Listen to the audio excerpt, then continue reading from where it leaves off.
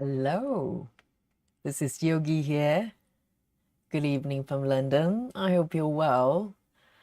And it's about 44 minutes past 10. We're starting a little bit late today because I've got on Mondays, I have later classes. I have evening class. So let me just turn very organized. Let me just turn the volume of my computer off so I wouldn't be hearing my own voices. And I hope you're well. So we're starting a little bit late today, but mine as well, probably better for some folks in America. So now today it's a new piece to you. Not for me, I've worked on, I have worked a little bit on this piece before, but it's the first time I'm streaming this design. So this is one of the 14 count projects. You probably have seen some of them, the wedding dress shop, the craft room, and there's one more piece, the stationery shop. They all come from the same company that I bought maybe throughout a year or two period, just before COVID and during COVID as well. And this piece, let me show you this beautiful full markup here. This is a little, this piece is called Hat Shops. And I love the fact that these names are so generic, but if you look at the images, they're so beautiful.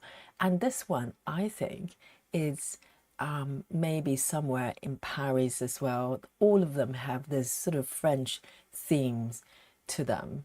And you can look to the right, there's a beautiful shop there with a pink dress and those beautiful hats. It's just beautiful. I've been to France many times and, this is totally French to me. And there's a little bicycle in the front as well. It's just beautiful. So this is, this piece, I probably started, I'm trying to think, sometime last year. Because I kept buying their kits, but kind of slowly started one piece at a time and trying to figure out how to tackle these full coverage pieces. And this one, I think I only managed to start maybe over a year ago. So currently let me just show you my sort of completion area here. So I'm starting from the upper left for a change, okay? I'm starting from upper left. And if I just switch back to the markup, if you look to the upper left of the markup, right there, that's the blue window. Absolutely beautiful. And flowing down, you can see another shop, maybe a picture shop, painting shop, something like that. And there's a little partially the sign showing as well. And let me switch back to my picture here. So I took this before I framed the fabric.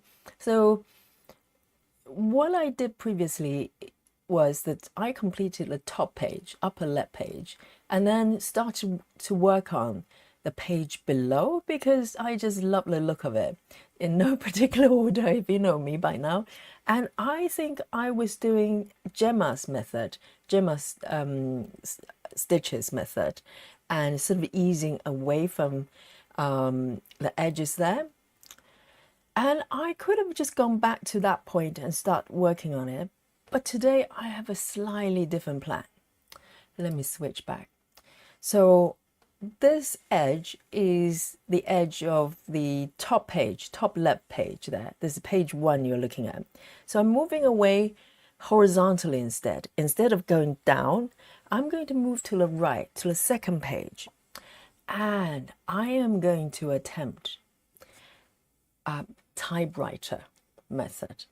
And if you don't know what it is, you're about to find out today. And I have some idea of how it works, but I probably need your help. Some of you probably have done it before or maybe familiar with it. So this is again going to be a teamwork. It's teamwork every day, right? And so I'll need your guidance. I think I generally know how the principle of it, but I'll check with you as I'm starting stitching today. Okay, so this is a plan today for this beautiful Monday. So happy Monday, everyone. Let me look at the chat. Let's see who is on the chat today. Rose, you're the first one. She says, hello everyone, you get a badge. And oh, Lorraine, is it Lorraine Nicholson? Have I pronounced it correctly? And she says, hi, I made it 2 days now. Amazing, well done. I know sometimes in the UK time is not always easy for everyone, but everybody's managed, made it. I'm so happy. And Tracy's here, Tracy P. She says hello everyone. And River is here as well. Good to see you, River. And Susan C. Susan Chamberlain. Hello, she says hi everyone. And let's have a look. Oh, River says I'm surprised to see you today. So River's in the known because last week I actually took a day off because I've got a new timetable and my evening class on Monday remains the same, but I have kind of early morning Tuesday classes that is still there. But you know what happened last week? When I took the day off, when I came back, guess what I was doing? I came back late, but I wanted to stitch, so I ended up stitching. And I was thinking, why am I not streaming and stitching with everybody? So I've decided we keep it going on Monday, and maybe there will be odd days that I felt, maybe it's a good idea to take a break, then I would do that. So here I am, a surprise to you, River. And Heather says, happy Monday. Greety says, hello, everyone. Oh, I'm so happy to see you guys. And let's have a look. Lisa is here as well. Say hello to Lisa.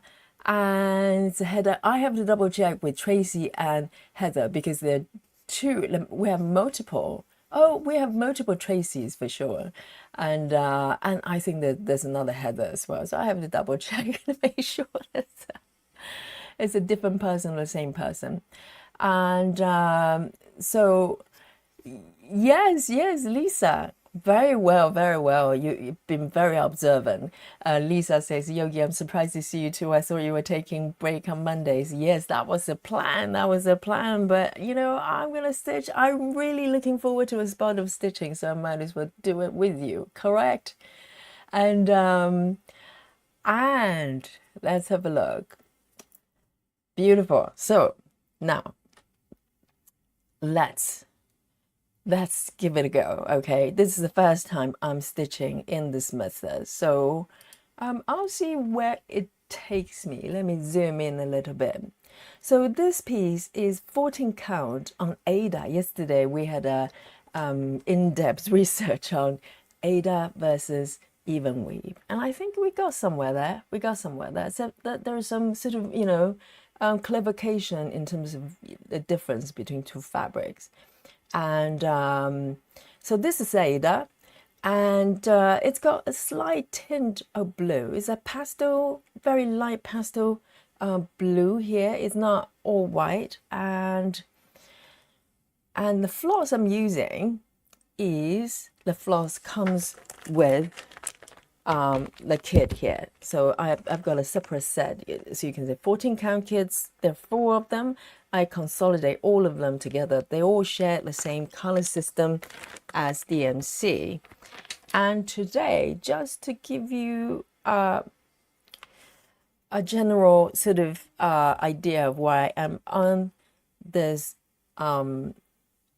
project, so I'm using markup RXP because there's a paper chart like imported to markup RXP. So currently I'm just under 5%. Just under 5% there, and the starting point of the stitches, I had to mark a few stitches for some reason I didn't mark before, so they were about 39 stitches, but I'm gonna keep that in mind when I give you the final count of how many. So you guys can note that down for me. So it's about 40 stitches ish, and so. With that, I'm going to pop my app tablet back on the stand there so I can keep tracking my stitches. So this area, I just kind of quickly look at the chart. it's not a confetti area, which is probably good. There's still quite a few color changes, but not super confetti. So this is probably a good candidate to work on this new method. And also this is the top of the page. So the typewriter method is basically flowing symbol by symbol. And you will see in a bit if you're not familiar with it. I'm not super familiar with it. I watched the video of, is this Stitching Mummy? Is that correct? I want to get the the name of the OG correctly. Stitching Mummy, I think, is the channel, so look her up. And she pioneered this method. And I watched the video, and it sounds intriguing. So I thought I'd give it a go. And with this method, I don't think you're supposed to part, but these part threads are from the previous stitching session, and I don't want to cut them off. I hate wasting threads, as you know. So what I'm going to do is, when I come across the symbol with these colors, I would just pick it up and start stitching. So I don't want to cut them off. If I cut them off, I get confused. I don't know what they are anymore, and I don't want that to happen. So here, let's go. I'm so excited. It's like always when I'm trying new things, I'm just like a child. It's like a new toy. I just can't wait to do it. So I was just teaching a class earlier on, the really peaceful in class, and I try not to get distracted thinking about a typewriting method. Try to be in the moment, you know, be present. That's what I teach my students. I should practice myself. Oh, Tracy says, I'm from Boston, Mass, USA. Wow. Shino is here as well. Hello, Shino. Shino is from Japan. What is the time in Japan? Is it another early morning for you? So good to see you. Shino is a friend of the channel. She's a floss tuber as well, so definitely check her out. She does beautiful stitching as well in Japan time. I think Shino is doing a lot of late night stitching like me in Japan time though, so it might work out for everyone. And Nikki is here as well. Hiya, can't stay long, but we'll watch the replay. Definitely everything will be archived, but it's great for you to drop by and say hello. And let me just quickly have a look here. And so the next symbol I'm going to pick is the symbol over here. I might as well just follow the rules and see what happens there, even though I stitched 2 rows here. So I'm going to ignore that and start from this stitch. So the typewriter stitch method, if you just think about the name itself, what it is kind of, you know, if you sort of think about a metaphor of typewriting, if you're too young, if you're under 20, maybe you've never seen a typewriter, but I have. I'm 37. A grand age of 37. So I have seen typewriters. So typewriters types like 1 row at a time. So keep that in mind. So what it is not stitching 1 row at a time. That's what I thought originally. But after watching the video, it's actually following the symbol in that order. So you look to the top left within this page. I'm going to work 1 page at a time. And then find the first symbol on the upper left, wherever it is. Go for the upper left symbol, and you start stitching that symbol in a kind of a cross-country method. And I will see how it goes, because, you know, cross-country, if you go from upper left diagonally downwards, you tend to follow certain orders, but within this row, I might cross-country to the right a little bit and come back. Who knows? I'll see how it goes. I hope it will make sense. So I'm going to pick the first symbol, and I'll improvise and consult with you as I go along. So now the first color is, let's have a look, is 945. 945 here. I think I'm starting a little bit late today. Might be good for those lovely floss tubers in Japan, because normally when I stream, it's like there's sleepy time. So They have to be a night owl to actually catch me. Yeah, Gritty, everything's going to be archived, so you're not going to miss a thing, but so great for you to drop in to say hello. Yes, Stitching Mummy, that's correct. I don't want to get her name incorrectly. That would be rude, right? This is her method. So let me move my little fox down here. And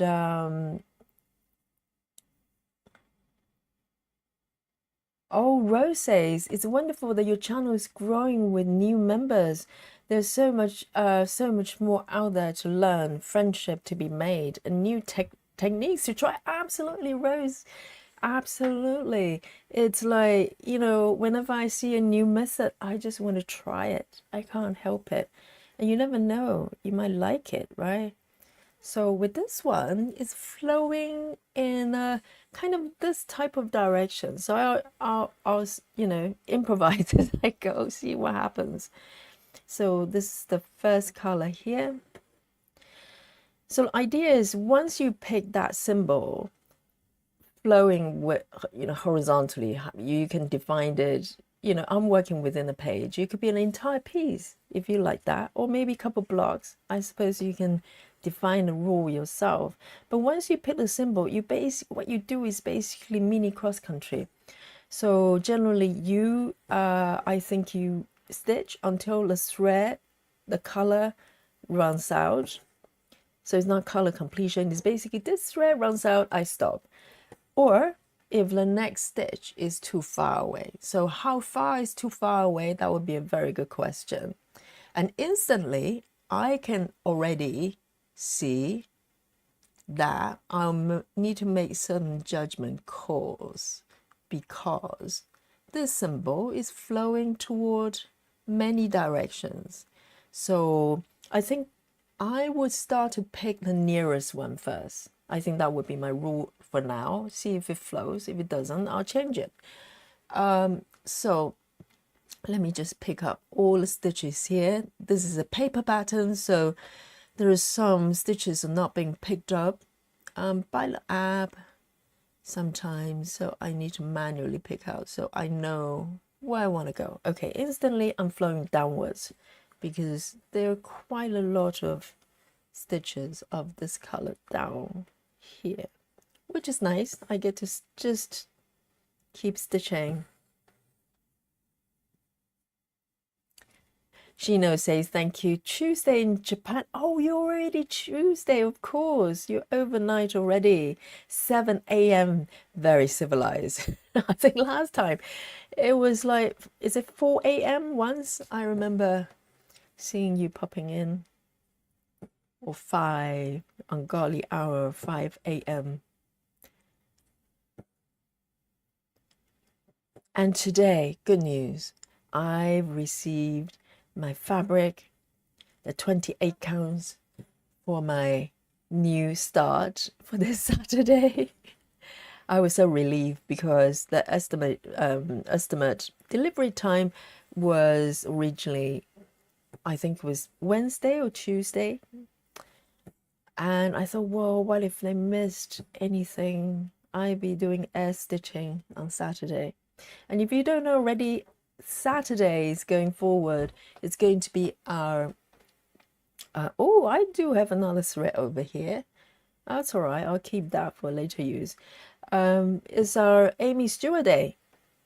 So there's no particular rules other than just people getting together, stitching Amy Stewart's pieces on Saturdays. Can you think of a nicer, more fun thing to do? And what you do is to bring your favorite piece, but there are about maybe 5 or 6 of us are starting a new piece together. The piece is called Sweet Shop, and I'll see if I can quickly pop the markup up, because every time I look at that markup I just want to stitch it. So I'll move forward with caution just so I don't get too excited. So the full markup looks something like this. Ta-da! So this is a piece we're going to start together live from the first stitch. So I've got my fabric here. Let me just quickly show you. I'm so excited because this will be the first time I'm stitching with a 28 count fabric. So this has arrived today, and the stitches, they look manageable. I was a little bit nervous because I'm kind of used to stitching 25 already, so I thought, well, 28 would be a tiny bit smaller, and indeed it is smaller, but I think I can still see the stitches, which is great, which is a great news. I was a bit nervous, but now, you know, I do have something to consider. I haven't entirely made up my mind in terms of whether I'm going to go for 1/1 or 2/1. I think up to the point that I received the fabric, I've been thinking 2/1, 10 stitch. I'm still leaning that way, but I'll make the sort of last minute call once I'm kind of, you know, getting my mind settled to stitch this piece. I'll decide whether maybe I want to switch to 1/1 because the fabric is so delicate, and I just think it would be really pretty with 1/1 as well. But obviously 2/1, I love it too, and is much quicker. So that's one of the attractions. 1, 2, 3, 4. I think I've got this one incorrectly. Let me move it. I'm one stitch off, and I can frog it quickly. Hey, Carol's here as well. Carol H, welcome, welcome. This happy Monday and happy stitching day every day with this channel.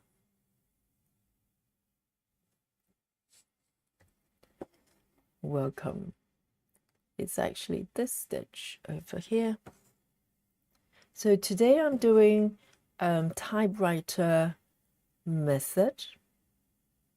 So this is my first symbol, first color, and I'm going to just stitch until I run out of this thread. And looks like I'm not going to run out of stitches because this color has got many stitches in the area. So it's more likely I'll stop when I run out of the thread here.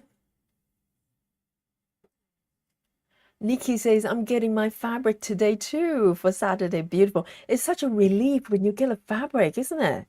Because, you know, I've got the floss, I've got everything, well, pattern, but I'm just waiting for the fabric to arrive on time. So I'm very relieved, very relieved. And somebody posted in on our group that today is another sale day on Heaven and Earth. Okay, subtle hint there. You know what to do if you want to join us on the sale on Saturday. You should still have time to get your fabric together and floss together, and the pattern you can get immediately, or you can just grab a Amy Stewart pattern if you haven't got one already. Shock horror if you haven't got one. How could you? Go have a look. Go have a look. I'll challenge you to not come back with at least one pattern in your basket. You're very special if that happens. You're made differently. Whereas me, you know, every time I look, I just go, oh, you know what? Maybe I can put another pattern on my wish list or in my basket and just hit checkout. So easy to do. It doesn't mean you have to stitch them right away, right? But you can have it safely in your folder. They're not going anywhere. Cara says, watching you and reading everyone's comment is really nice. I know, this is what we're here for, nice and cozy with a drink of your choice. Today I've got some leftover coffee. I shouldn't be drinking coffee at this point, but normally after teaching a class I just crave for a cup of coffee. So I'm being naughty, but it smells so good though. I love my black coffee. I can smell it right now. I'm gonna take a sip and just, you know, have a nice cozy drink together and stitch together and chat, be nerdy, super nerdy about everything stitchy. So that's what we're doing here. And I think I am going to move it down here. Oh, this is going to be fun because you do have to make judgment calls. This is not one of those methods that you can just tune out, which is nice sometimes, you know, like block by block, color completion, you just follow step by step. This, you have different options. You have different options. So you have to see where the stitches flow with a particular color and decide which way you want to flow first. Ooh, interesting, interesting. And let me know if you have stitched this way before. I'll need your wisdom. Let me know if you enjoy it, if you have tried it. Because when I saw the video from Stitching Mummy, she was doing 10 stitches, which is brave because it means she will have to cross country with half stitches, which I'm terrible at this point. Okay, this might be my last stitch. I like the randomness of it. This is interesting. Because normally I would flow diagonally, top down, left, right, somehow. But this, I actually have a few stitches above, but I'm stitching the ones at the bottom first because they're closer to the previous stitch. Okay, so far so good. Let me find my thread cutter.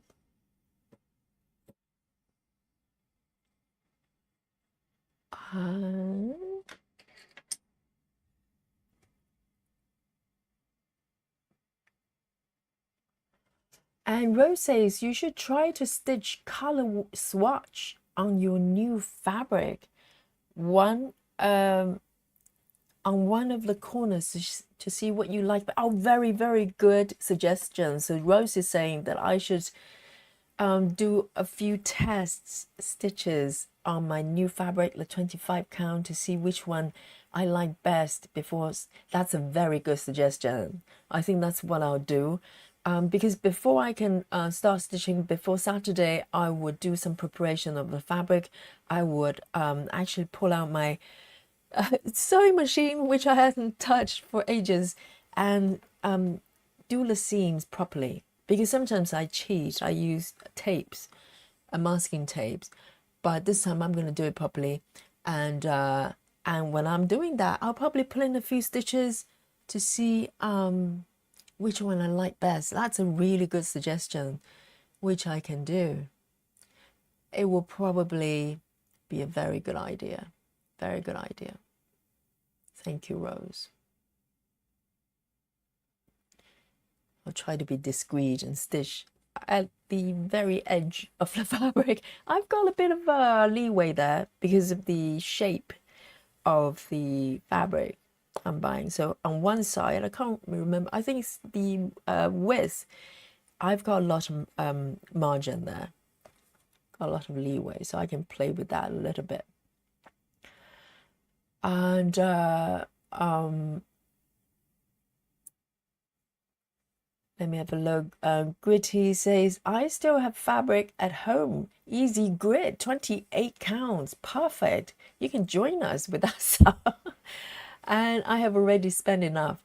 Yeah, if you have fabric ready, then you're ready to go. Seriously.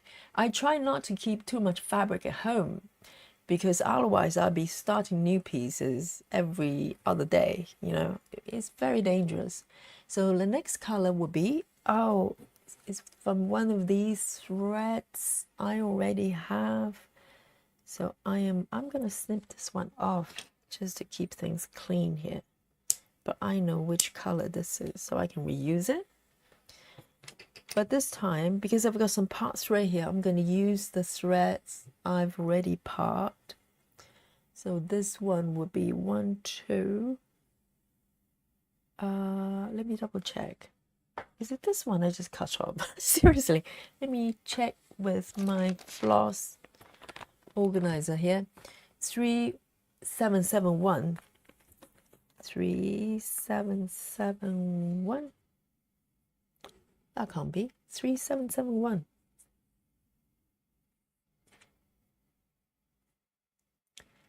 That doesn't exist.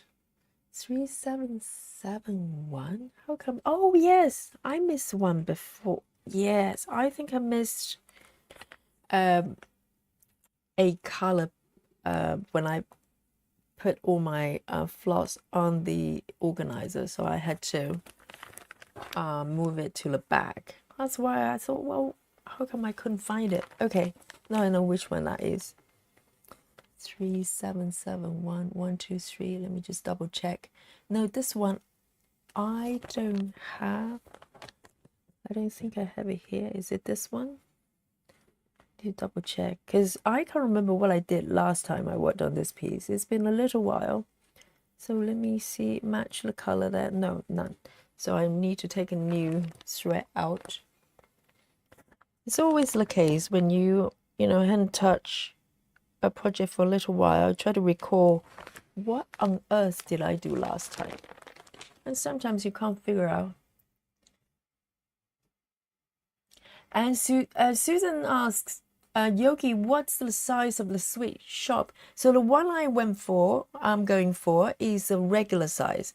And for this design, for some reason, there isn't a max color version for the regular size. But if you go up to super size, yes, there's a super size of this project, and there's an max colors version as well.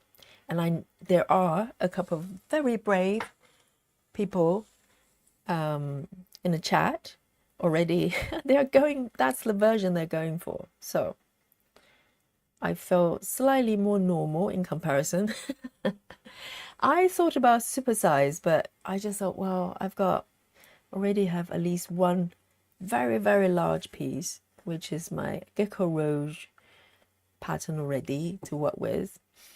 The rest, I want to keep them kind of regular size, well, quote unquote regular. For heaven and earth is by no means, there's nothing regular about them. They're regularly large, that's what it is. They're still very large. But if they had a max colors for the regular size, I would have gone for that.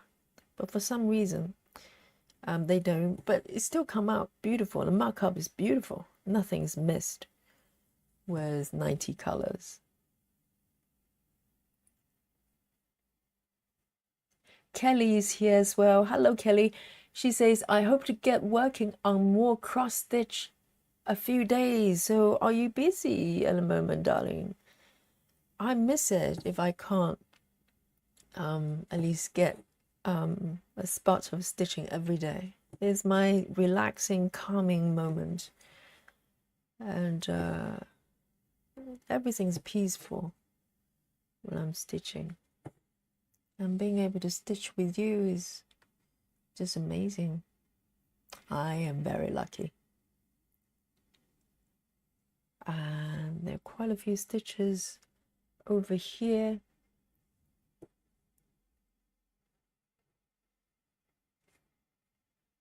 Oh, maybe storm where Kelly is. Goodness. We've been raining quite a bit, meaningfully, the last few days. It's been very dry and hot for a little while. It's still quite warm in London, but it's nice to have a little bit of rain, as long as not too much. Normally it's way too much, but can't have everything.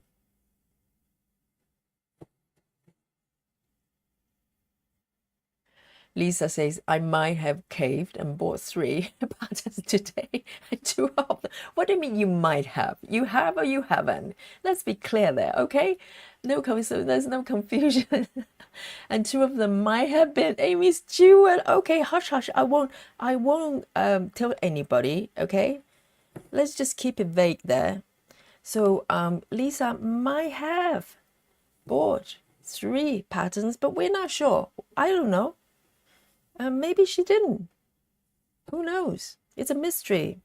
And 2 of them may have been Amy Stewart, but who knows? Might not be, you know? Might be someone else or nobody. Because we don't know whether she had bought 3 patterns from Heaven and Earth or not, do we?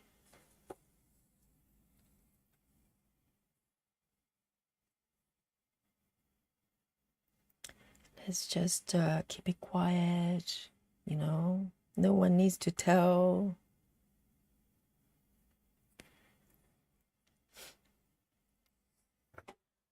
And Nikki says, I might do the typewriter method. And then when the thread runs out, I'm ready to change colors. Fun. Yeah, so far I'm quite enjoying it. There's an element of freedom that we don't have even with cross country, because cross country we still try to follow a certain direction. You can do top down or diagonal, right? But this is depends on where you are on that single line. You could be flowing down this way and not working, you know, from left to right necessarily. It might create really interesting patterns there. I like it so far.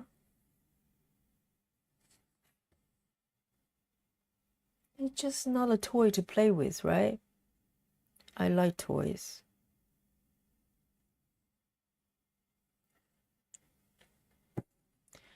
Nikki says, I think it's faster too. It could be, yes. Because cross country by default is quick already. But if you have the freedom just flow anywhere you want, left to left, left to right, whichever, bottom up, then yeah. Amazing. Let me see where I am. 1, 2. Let me just make sure that 1, 2 here. I've done that one. And there's another one here. This is fun so far.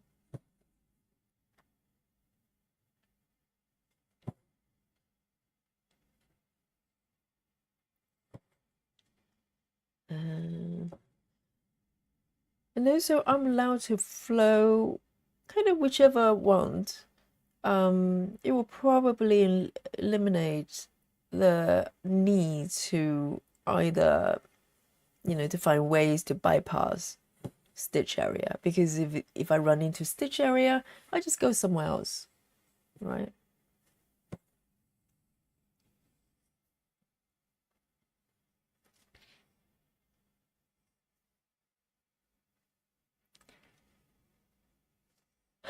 Kelly, don't say that. We don't know whether Lisa has got it, okay? Let's not jump to judgment here. We don't know, all right? Steve says, hi guys, had to get some yard work done, already cleaned up and ready to stitch. Fantastic. Join us, Steve. Yard work, ooh, sounds heavy duty. But it's nice to have a yard though. You need to have a yard for you to do yard work. So already you're very lucky you have a yard. By yard, I'm presuming is a garden of some sort, right? Like an outside space of your house. And you're very lucky if you have that. I have a very small patio, which is nice because I'm on the ground floor. You know, if you live upstairs in London, you don't have outside space. That's kind of normal. Let me bring up my little mock-up here for you to appreciate.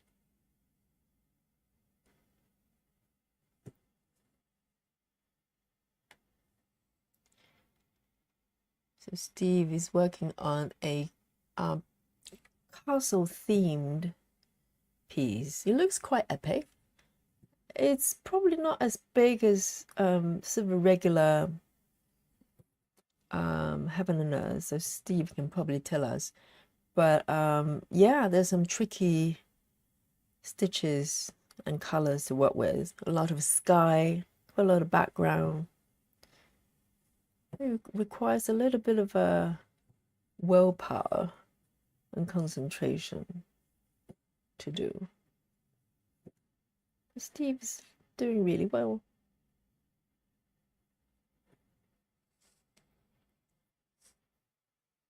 Kelly says, I've been sewing instead. Oh, nice. Maybe you can help me with my seams. I don't enjoy doing it. I do it anyway, because every time I don't use my sewing machine that frequently. So each time I pull it out, I literally have to relearn how to use it. Because once upon a time I was sewing a lot more than, you know, than everything flows. But if I only use it from time to time, then I literally have to relearn, get a YouTube video out and relearn how to thread the needles, etc. And also sewing straight line isn't my forte.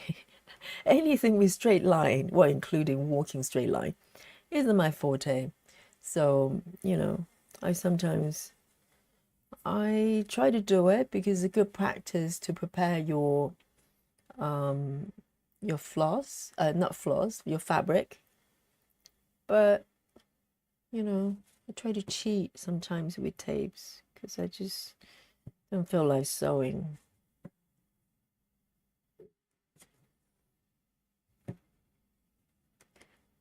Two to the right. Oh, I love this. I'm loving this. The freedom of it.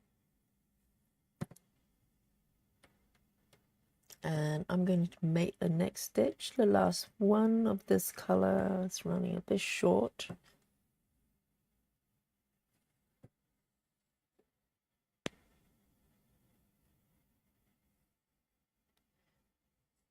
And I think, you know, if you want to try out this method, a good candidate is picking the area, but maybe not a confetti to start with, because if you start this method with changing colors 10 times, you probably won't enjoy it too much. If you want to find out whether you like it or not, find a slightly friendlier area.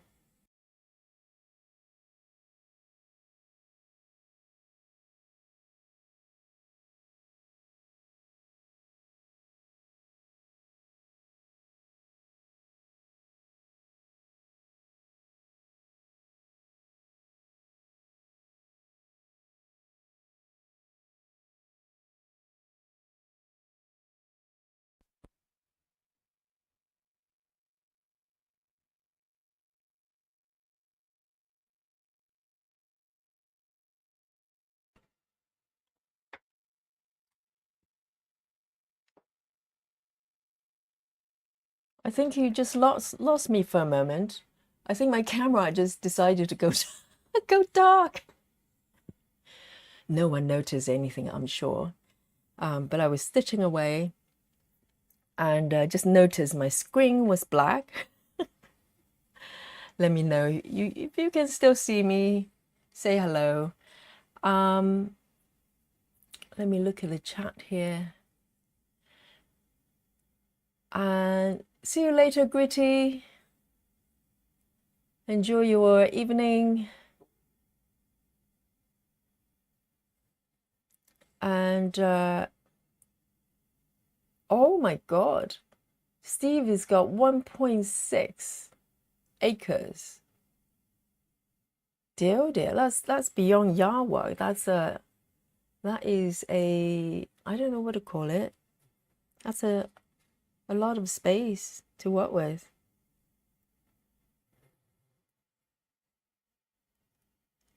That sounds good though. Make a nice garden. And I'm going for the next color. Who's my lucky winner for the next color? It's this little one. So this one is interesting. This one's kind of only 4 stitches that I can see within the area. They kind of scatter around. So I need to find my ways to keep them away from the stitch area. Nice. I've already got a part thread here.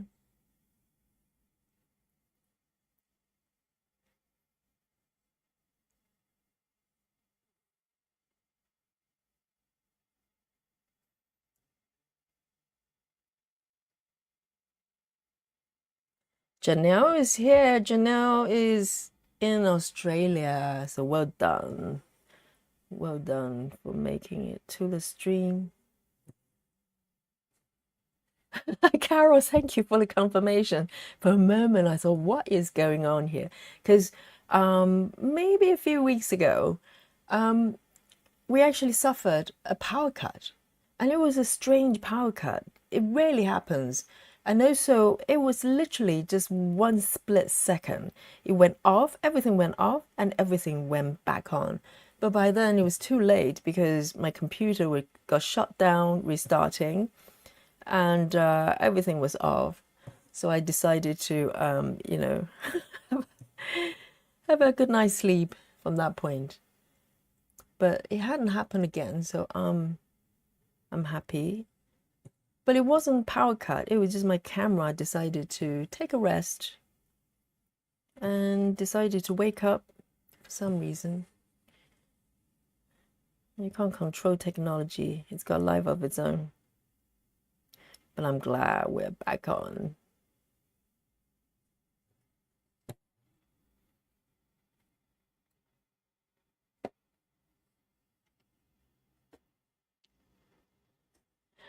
Suzanne says, did a cat pull the plug?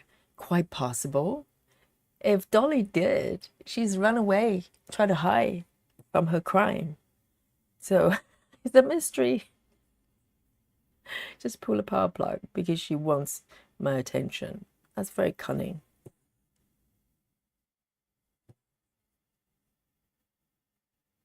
And for the ending, I'm going to do a tuck in here. So only 4 stitches. Lovely. And there you go. I like the fact I understand the attraction of this method now from the OG, because she was saying that sometimes it's a mental burden to having to choose the symbols. What color should I work on next, right? And now she's just leaving to fate and the pattern to the, you know, to the chart, for the chart to decide what she should work on next. And it's fun. 3830, let me pop it back.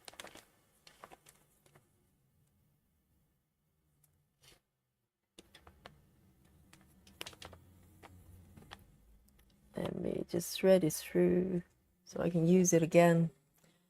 Hey, Jenny's joining us. Jenny says, evening from Oklahoma. Amazing. And Janelle says, okay. So she's talking to Rivers.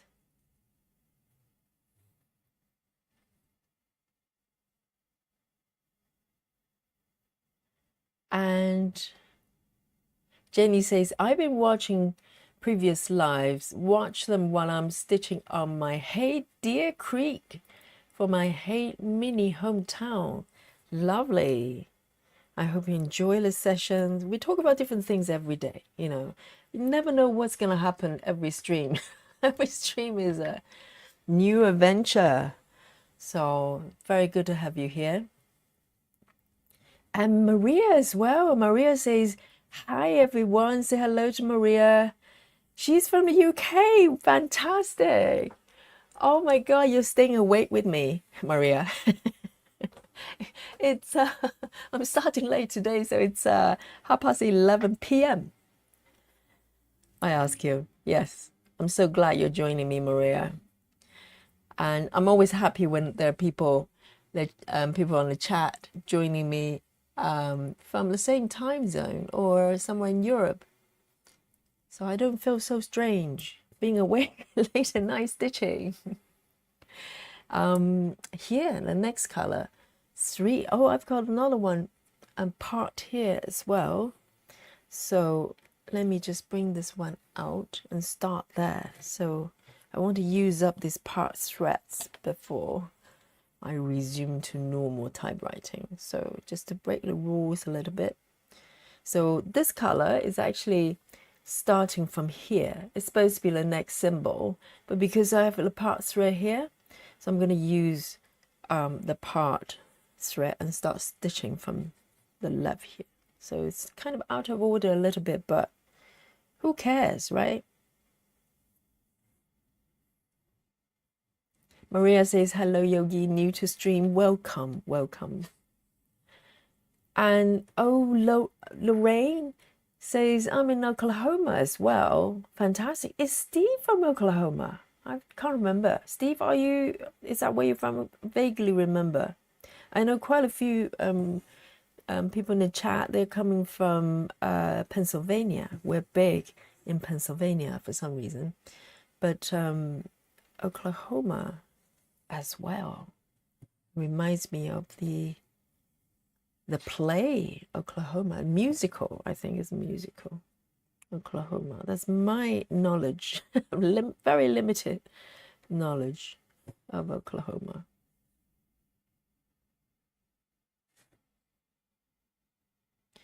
I'm going to start flowing from here. 2 stitches. Let me move it slightly closer to the center so you can see what I'm doing. I'm falling off the edge there.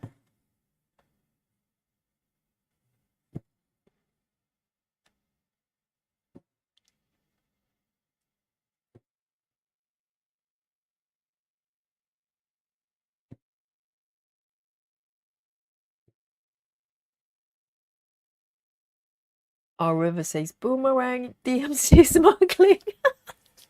Yes, that's right. And cake, yes. Cake has entered the chat one more time. Yes. Whatever comes up, really. And yesterday we also talked about the fabric, Ada versus even weave.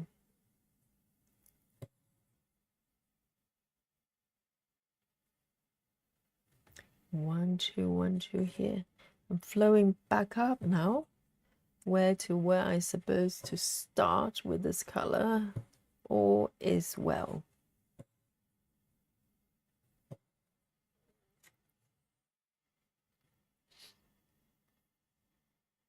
Oh, Steve is from Pennsylvania as well. Someone else was from Oklahoma as well. I can't remember. Cake is no more, Sarah. That's the whole point about cakes, is that you eat them and they are no longer there. Okay, that's the whole point of cakes. There's no point just staring at them. You know, if you have the cake, eat it. That's my one piece of wisdom here, live from Yogi, from Slow Yogi channel. Okay, if you have cakes, eat it. 1, 2, and 2 over here. So I'm flowing back up, finding my way up. These colors are lovely as well. This part is the stony part of the wall. If you look at the mock-up,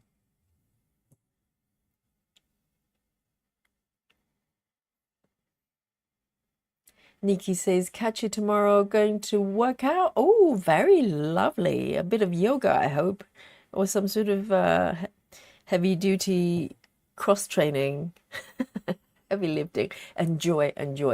Working out is very important part of our days. I hope you enjoy it.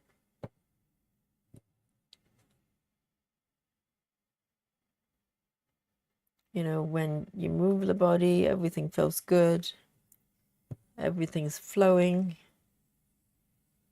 And put you in a very good mood.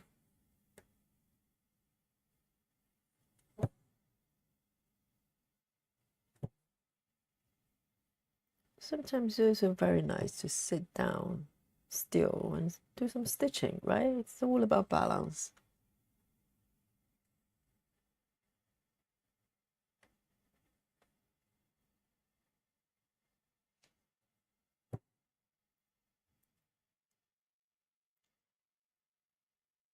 Oh, Maria is from Doncaster. Lovely. Wonderful.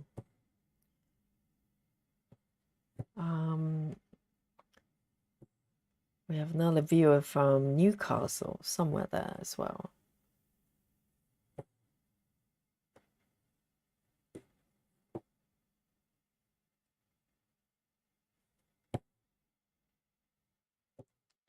Two more on top, and I'm going to end this thread. Oh, I've got a little bit left. I might float to the right a little bit. Let's see how it goes.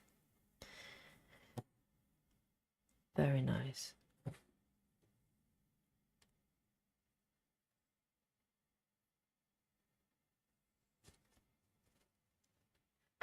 River says, I can't tell my dog that, referring to the cakes. But Yogi said to eat the cake. Yes, it's official. Yes, Yogi's prescription instruction for a healthy diet is, if you have the cake, eat it.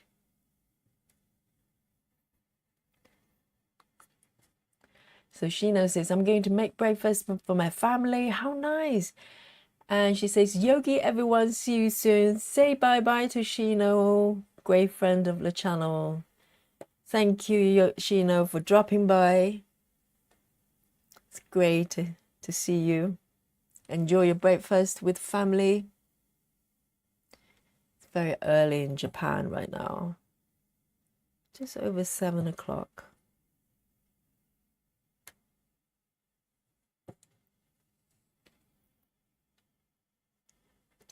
Oh, Janelle says the stream keeps freezing. Is it freezing? Let me know. I don't know what I can possibly do about it. Well, I've got the feedback saying the connection is excellent. So maybe try restarting the browser or whichever app that you're watching from, and see if it fixes it. And let me know, everybody, if it's playing up. I'm not sure there's much I can do from here because it says it's the connection is excellent, even though I had a strange incident with my camera. I just decided to take a nap for a few seconds. Okay, Steve says no freezing here. So it's freezing for any reason, Janelle. Just restart the stream one more time to see if it will fix it. There's not very much, you know, a restarting can't fix when it comes to internet or computer. Just restart. It tends to fix most things. So everybody's saying it's fine. Okay, that's good news. Thank you, everyone.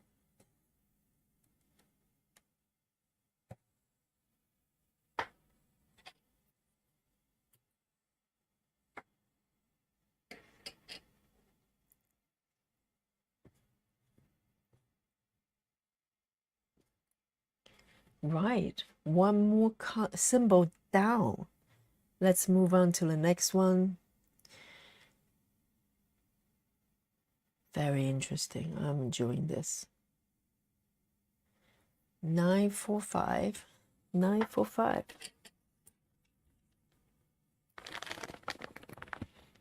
Another one of this beautiful colors. And by the way, there's another thing I received today other than the fabric. Remember, I ordered a few more hoops because I keep destroying them. Uh, and I've got 3 arrived. Actually 4. Hang on. Yes. So 3 of them are from Nerge. Actually, they're all from Nerge. Okay. So Nerge is a very good brand. So let me just quickly show you here. I want to show you. So I ordered a couple of these ones, quite big. This is I think 12 inches, quite large. So I'm hoping that if I frame each project and allow them to stay on the hoops without changing them too much, maybe I'll preserve the life of these poor embroidery hoops. So you can tell it's a Nerge product because of these really strong screw. And did you know that you could get spare ones? So that's what I did. I ordered 3 of these, and apparently they're limited to 1 spare one per hoop. So if you order 2, you can only order 2 of these. So I ordered 3. They allow me to take 3 of them, and already I have revived one. I don't want to say dead hoop, okay? That sounds terrible. Like, slightly unconscious hoops, which is this one I'm using. I apply a new screw through, and basically then it worked normal again, because the thing with Nerge hoops, that the attachment is extremely strong, is the actual screw. Sometimes it plays up. So if you have broken one like mine, and just order a spare one, it might just revive your unconscious hoops there. And so that's one of the things I have got. And another one I'll probably show you tomorrow, which is the spring one. Have you seen those metal spring hoops? So I thought I'd give it a try because it was on sale, and I thought I never used those before, and I'll let you know what I think about it tomorrow. So because I can't find it right now, and I also want to come back to stitching, so just to let you know that I've got those metal spring ones as well, which is very interesting.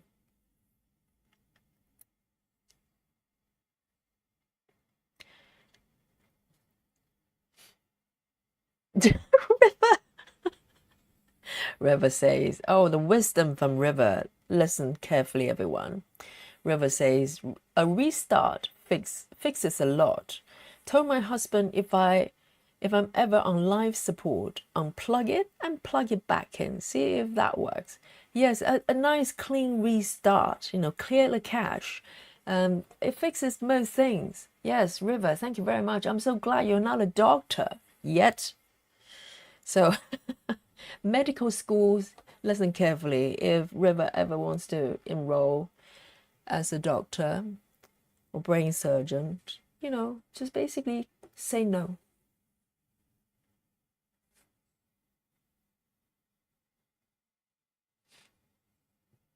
A piece of wisdom from River here live on Yogi Stream.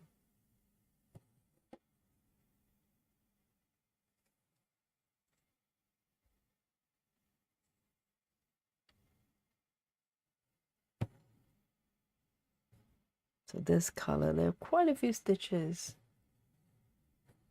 over here.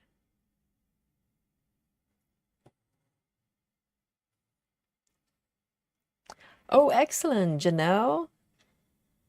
Great to hear that. Yes, if it's playing off, just restart and see how it goes.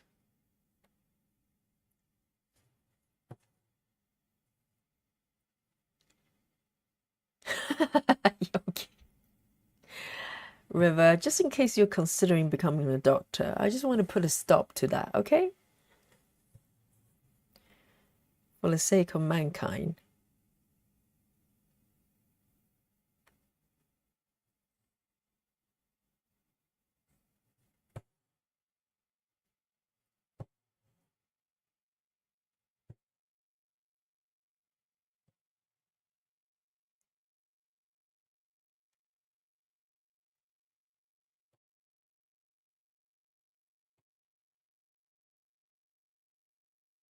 And imagine if the hubby says, well, I unplugged it, but for whatever reason, I can't find the socket again. So I just left it. That would not be good. It really depends on how well you get along with each other, day-to-day basis. The situation might be a little bit different when it comes to unplugging the life supporting machine. So make sure you get along with each other,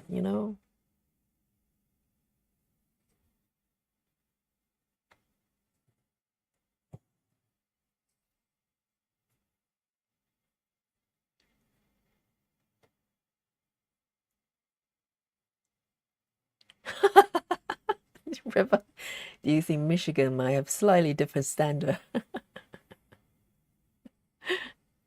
It's a bit more relaxed over there, is it?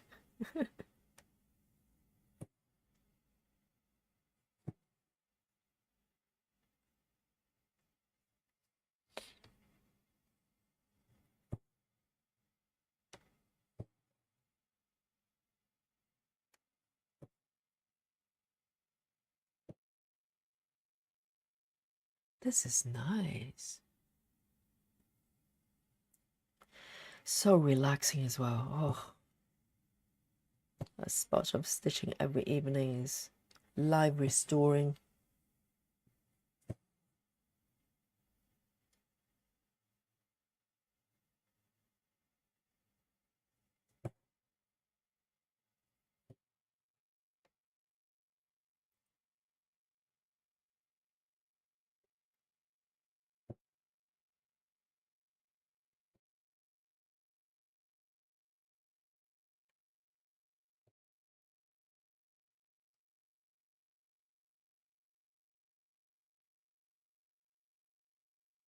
Oh, I just catching up with this comment from Jenny.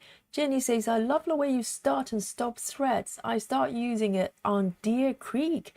It's been a lifesaver on making it easier to stitch. 32 counts is fun, but it's a nightmare as well. Are you doing full cross or half stitches? Because half stitches, we've got a boomerang, which is a new toy for everyone. Everybody loves it. It's a great way to end your half stitches, because I have been looking for a good method for it for ages, and finally there's a good method that we learn on the stream here.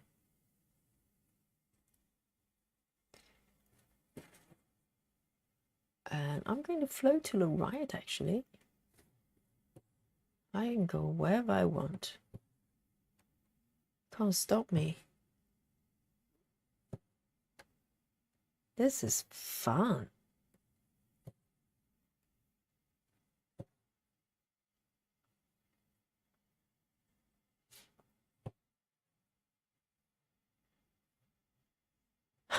Ripper, you're really selling Michigan to us. Really. Yeah. It's going to be a tourist hotspot the way it's going.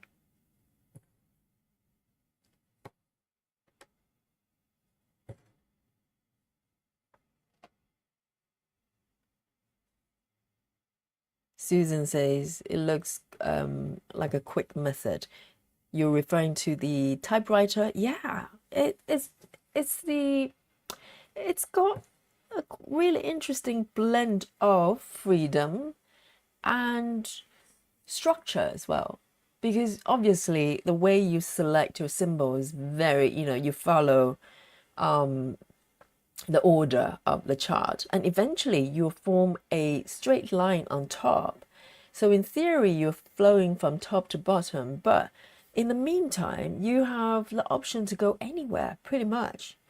Not even left to right or top to bottom. You can go from bottom up and travel through from right to left, left to right. You're not breaking the rules, I don't think. It's fun and it's fast because you've got the flexibility there. So, you know, it comes with the speed, because a lot of times we're slowing down because of the color changes and also decision making, you know, like where should I go from here, and threading, unthreading.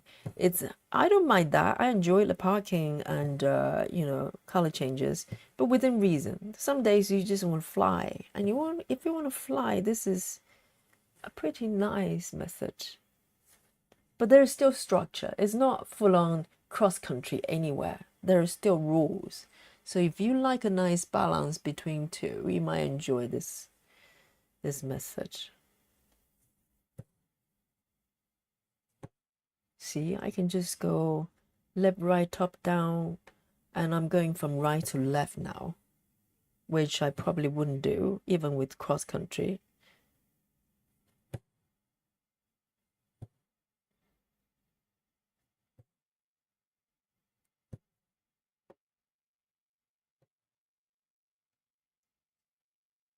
Janie says full cross 1/1. Yes, with full cross you have a bit more choices when it comes to starting and stopping, because there's more coverage of the stitch itself. You can do the tuck in, which is my favorite. It's probably the one you're referring to. It works really well with full cross. And the starting is nice and easy. I just do a normal stitch and catch the thread at the bottom. Just leave a little bit of a tail. I don't even do any particular start sort of method, starting method. See, I'm flowing from right to left. When do I do that?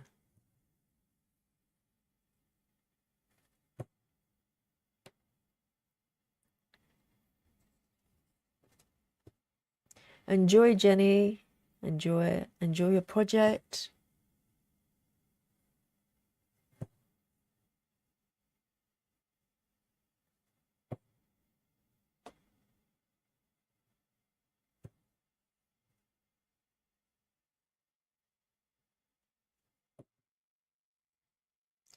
Okay, I'm running really short here, so I'm going to attempt to do a final stitch here and then end it.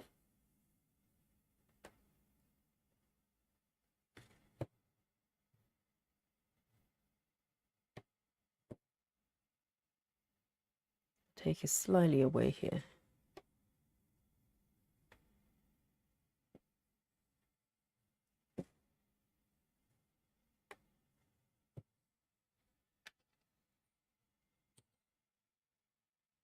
There. Let me quickly mark my pattern here before I forget. Next one. There's a certain anticipation of which color is next, you know, type of thing, which is quite fun. Here, so next one. Do I have a part thread here? No. Then I'm starting a new one. Now 3778. 3778.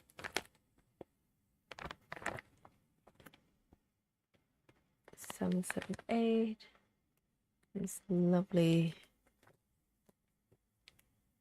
slightly orangey brick color.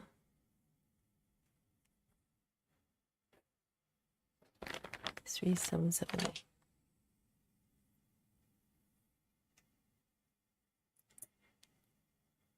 Oh, River is doing the minimum to max with Saga, using Saga, I presume. Up to 56 stitches. per color. And she says, but I think I'm going to switch to what you're doing when I'm finished the area. Yes, you can definitely switch around. Particularly if you are stitching minimum to max, meaning you're working within a certain kind of a block space. And then it's very easy for you to switch method. And I'm looking forward to look at the formation of the stitches once you get to the end of the page, which is somewhere here, I think, and to see, you know, how things flow. Be quite interesting.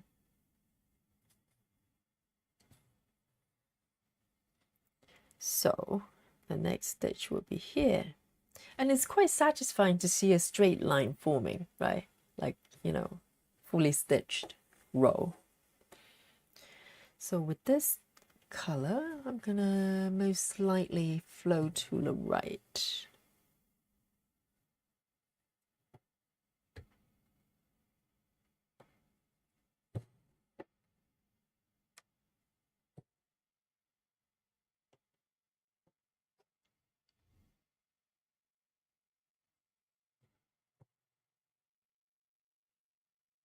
And 3 stitches here.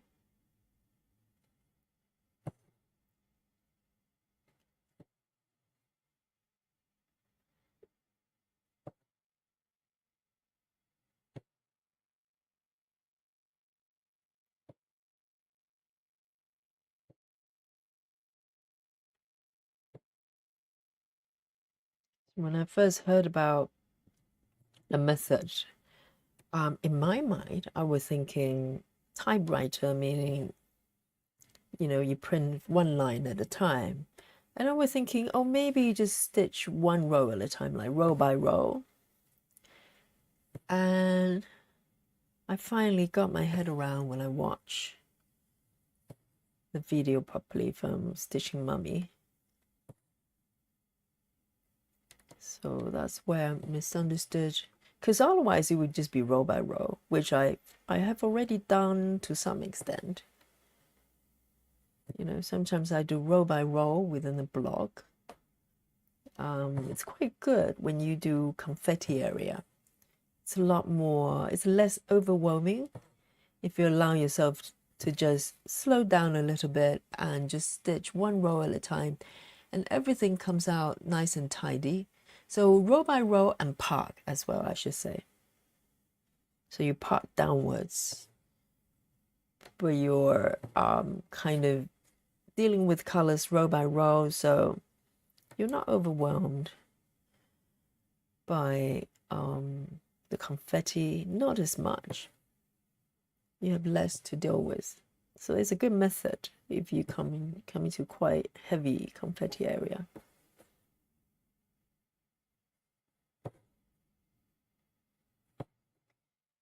I'm going down here.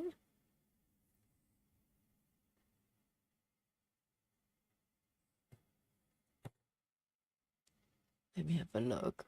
See where the stitches flow. I might actually flow back. So, ooh, controversial. Let's have a look. Because there are quite a few stitches flowing backwards. So I can choose to go right, which is not breaking the rules, or I can flow backwards. I'm going to do that because I can.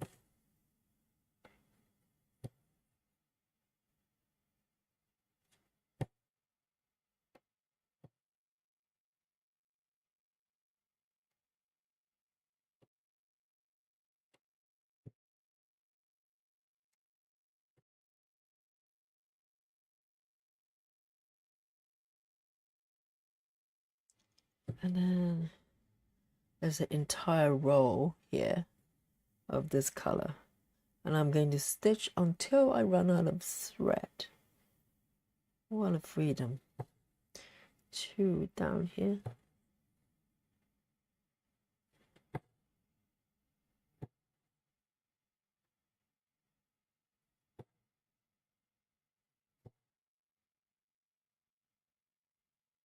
It is fast, this, everyone. I can see it happening, even for me.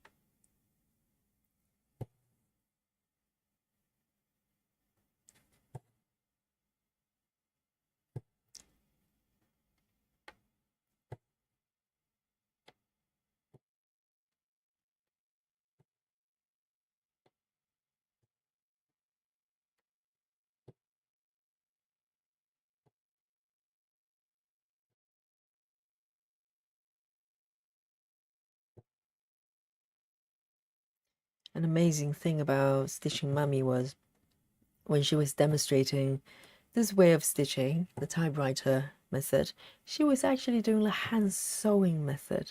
She was holding the fabric rolled up one end with her one hand, and the other hand doing the hand sewing method without flipping, without changing hands. So she's not switching hands from, putting the needle down and then bring the hand under the fabric and pull the needle out. Some people stitch with one hand. I do too, but she was doing sewing method, which I have tried and kind of enjoyed, but I didn't like the outcome of it because my left hand, first of all, got very, very sore very quickly. I'm just not used to holding fabric like that. I love, putting fabric on hoops or frames, but she's holding the fabric with one hand, and then the other hand just stay on top and just thread. So I suppose that's why your fabric has to be quite loose to do that. You can't do it with, this tension. And yeah, and she was doing half stitches as well. So a lot going on there with her demonstration. Definitely look up the video there.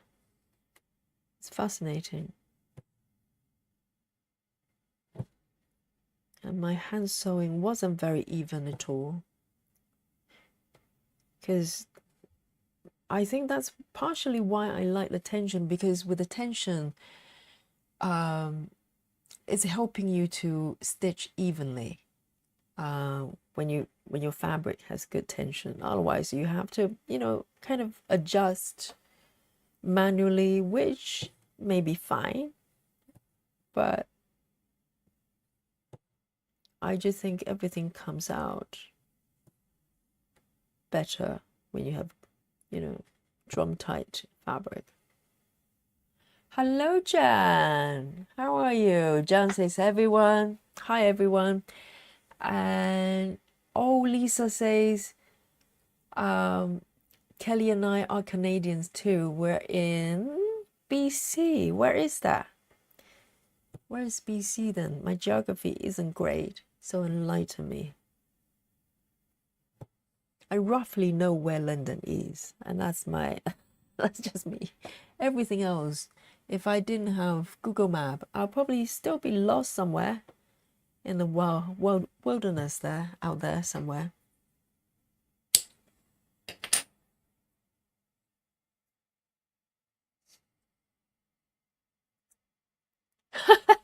John says, I'm trying muck up and it's making me want to cry. And I look away. I get it. Yes. Muck up is an interesting app. It can be so useful, but it makes you mad sometimes. Right, I'm ready to pick the next symbol, which is this one. Yay. Let me see. So it's a nice cluster of the same symbol within this area, meaning that I'll be able to move to the right much quicker. 3771. 37. Oh, another one of these, of this mysterious color down here. 3771. I placed this color out of order because I missed it. when I organized the thread, so I had to move it to the final page there.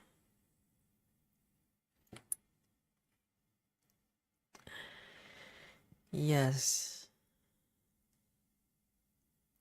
I think markup, when I scanned in my paper patterns, I started to notice the sluggishness. And I thought, oh, maybe because my paper pattern getting scanned in, they're treating the scanned in as images, so it creates a lag, which wasn't great, but I thought that was the reason. And then I tested with normal PDF, which is digital, like heaven and earth documents, and they do the same thing. The chart just looks slightly blurry, and also pinch and zoom is kind of sluggish, so it's a shame. But I think if you don't have an Android device and you don't have Saga, then I suppose, markup is maybe the only choice as far as markup tools go. I don't know if there are other ones people use. But I got a Android tablet just so I can use Pattern Keeper. I'm normally an Apple person.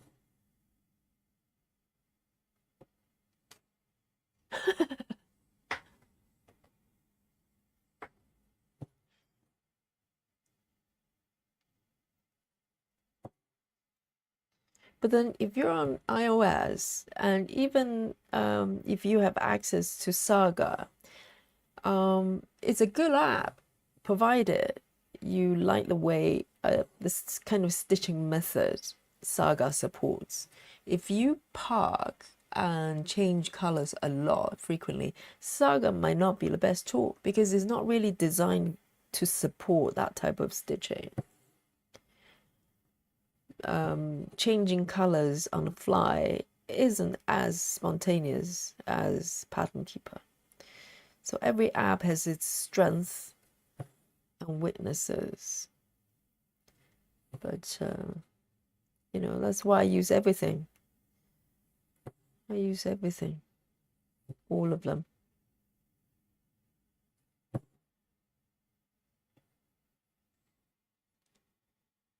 And I'm flowing back here 2 stitches.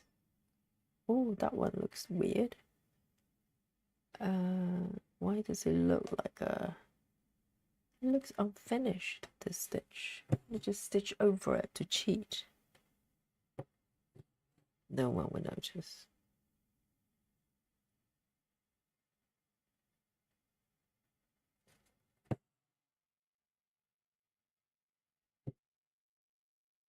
And then let me do these 2 here.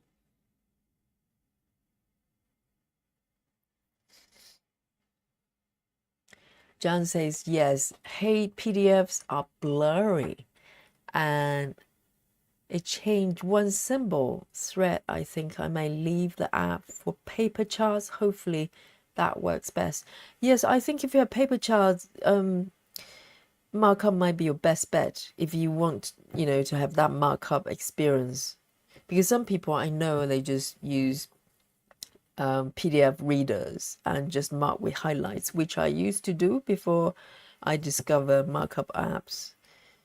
But yeah, I think if you have access to digital patterns, I say, markup, not markup, the Pattern Keepers might be much better. Well, in fact, way better as far as the stitching experience goes. That is just the way it is.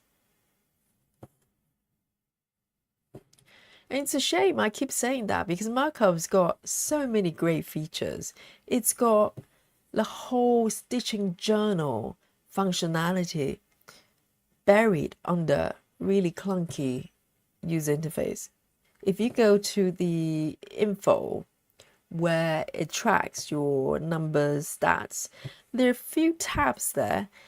All of that is a stitching journal on its own right.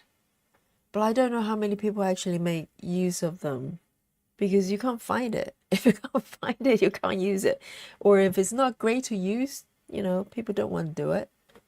So that is just the way it is. That's why design is so important.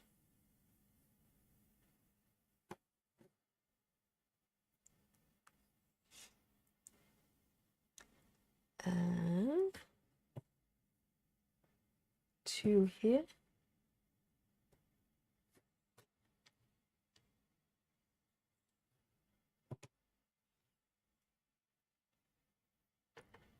Oh, Jan, so you have Android, so why are you using markup for, unless it's paper pattern?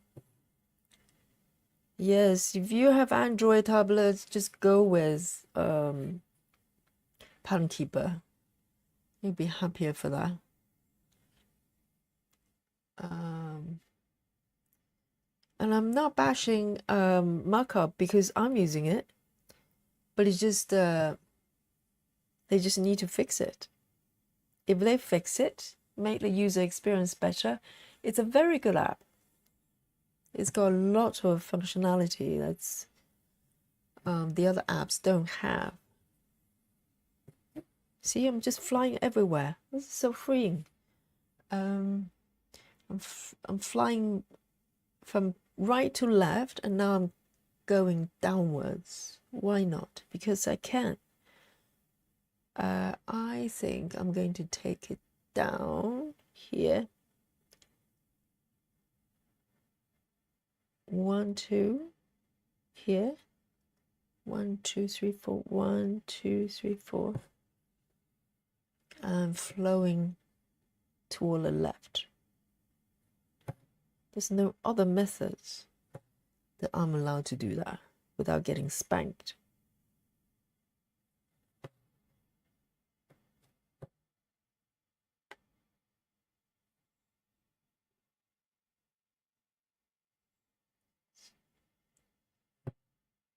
John says, I also find that highlighting a parking thread on markup takes a while since we have to hold a symbol.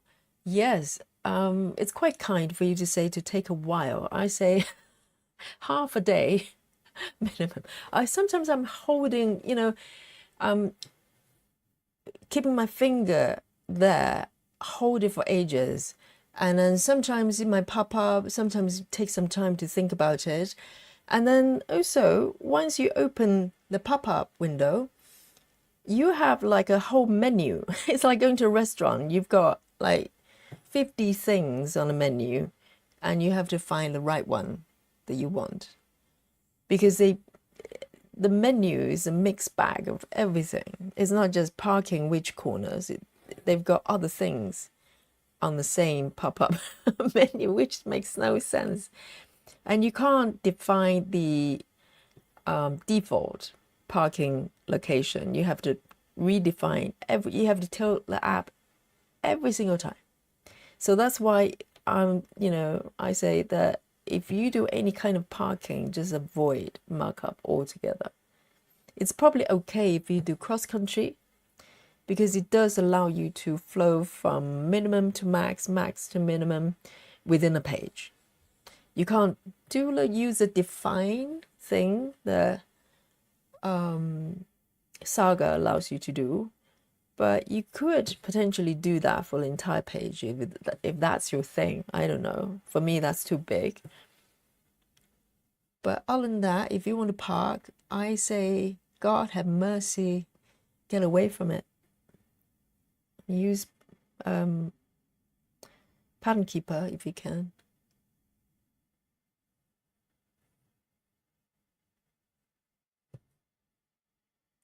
So this will be the last stitch of this color.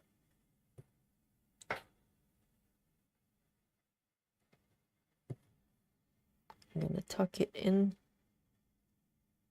This is very interesting method.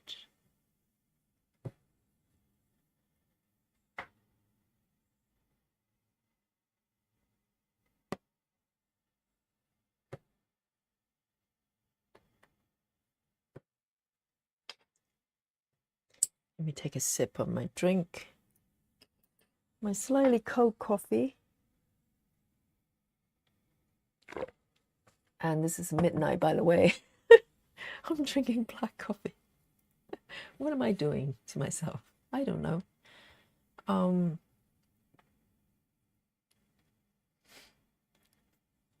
John says he has a lot of good stuff. Hopefully one day Pattern Keeper have something like that. Yes, it really depends on what you want out of your app at this moment. Just because an app can do everything but poorly, it doesn't mean it's a better app, you know. Because a lot of features like Saga, I probably use a fraction of what it does, but I'm happy with those tasks, you know, this functionality I use. I don't need to use everything or like everything or want everything. I just need the tasks I want to do with that app to perform well. That's it. That's not a big ask. So even though markup technically can do a lot more comparing to the other two apps, but because the performance is poor, it makes everything less valuable. I don't know. So there. Hopefully they will improve. Because I'm paying for the subscription every year. It's to my interest that they improve. Let me mark. Okay, next symbol. Moving to the right there. I'm starting to fill out this. Let me see how big this page is.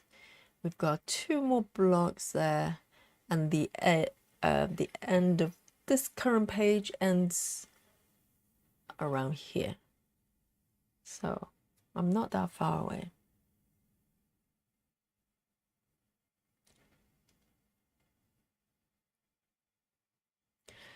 John says, I pay for the subscription to experience what was all of, to see what a buzz is about, since I kept hearing about it everywhere.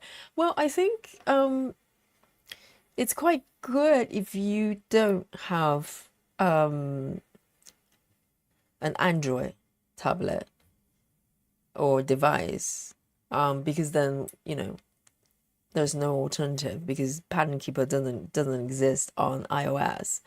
So that's one option. It's nice to have option, but it doesn't mean it's the best option, unfortunately.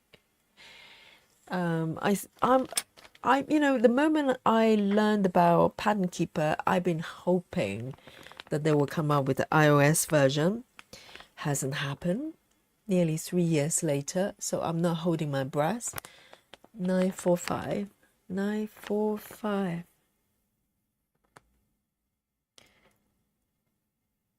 But if they had an iOS version, they will probably dominate the markup apps. I think it's already one of the most used markup apps, at least on this side of the world.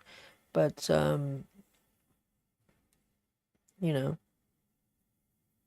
I think Saga is a lot more popular maybe in Russia, from the sound of it, and it's starting to get sort of, you know, getting known over here. And I think they can do really well if they can incorporate the conversion element. I don't know whether it's a technical issues they can't do it, or for any reason, because it makes sense. It opens the door over here, so they don't have to find hacks to bypass the conversion issue. They can become very popular because it's a fun way of stitching.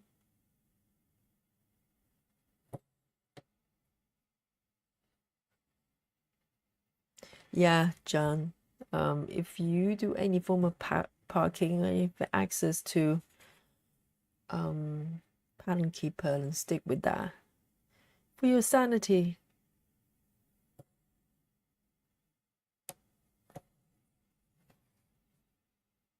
You know, like now I'm not doing any form of parking, then I'm okay with markup. It's a little bit sluggish when I move the chart, but you know, it's doable. But if you park, no, I would advise that you go for pattern keeper instead.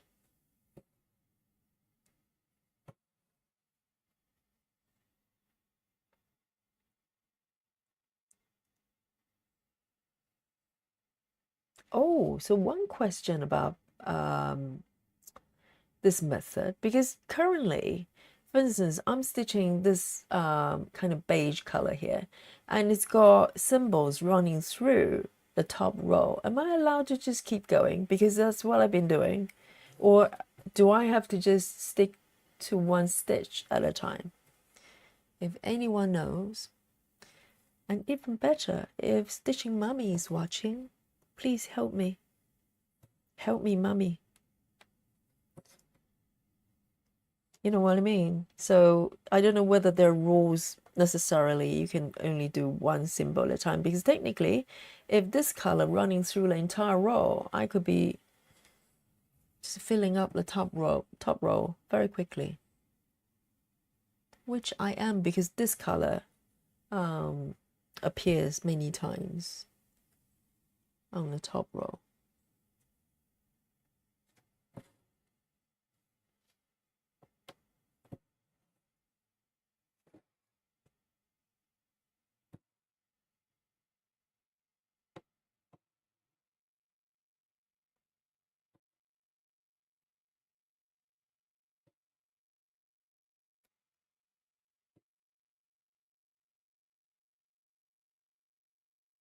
Okay, over there. And now I think I'm gonna do 2 stitches under here. I can go any direction I want.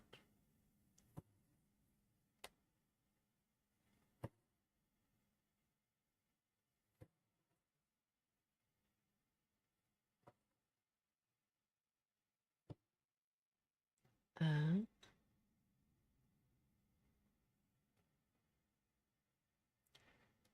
one more over here.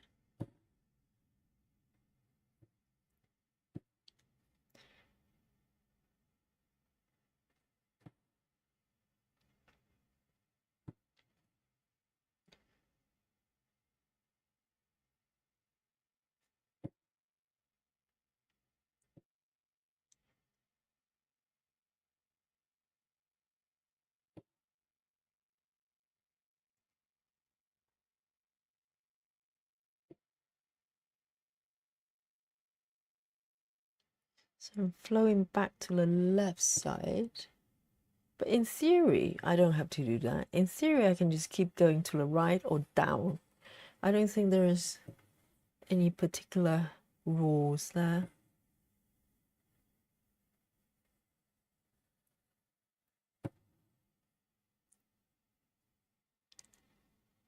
Which is nice. Let me see. Let me think about where I want to go. Maybe I'll go flow to the right side.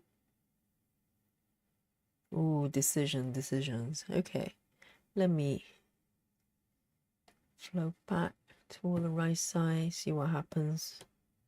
I think a lot of these will probably, you know, you'll get your head around as you stitch and come across kind of real life scenario in front of you. And then you may need to try out different options. And then you know which one's the best.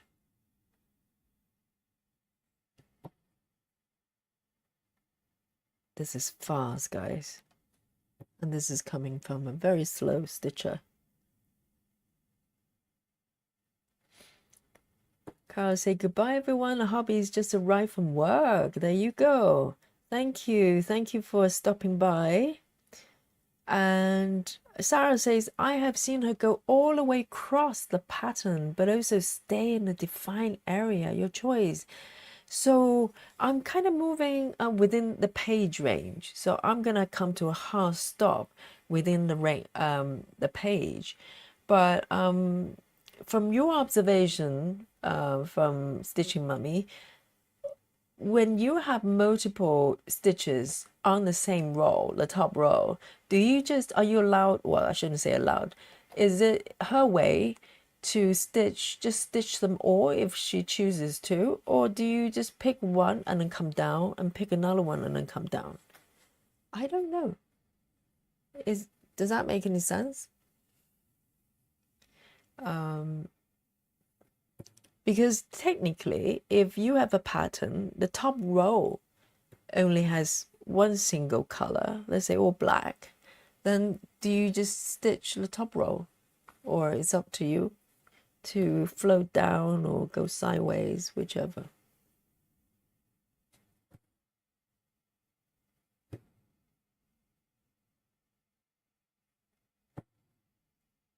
Susan, fast stitch yogi. I wouldn't go that far, darling. I wouldn't go that far. Moderate speed, yogi, probably. I can probably accept that. Mild speed, mild stitching yogi.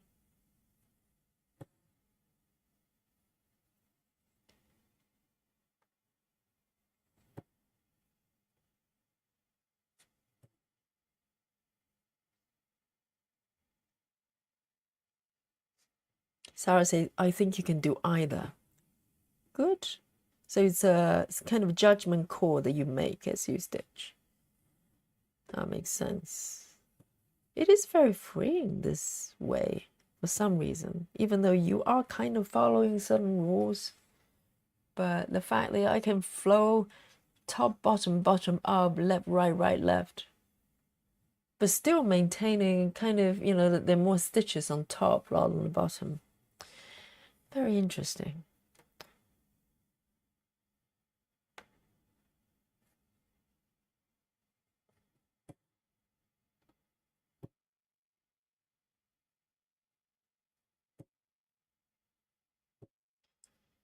Or shall I say slightly less slow stitching yogi? Let's not jump the guns here.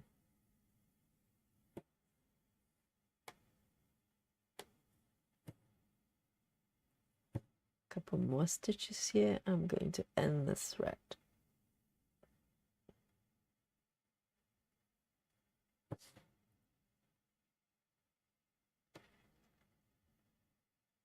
Susan says, oh, will you hit 300 stitches?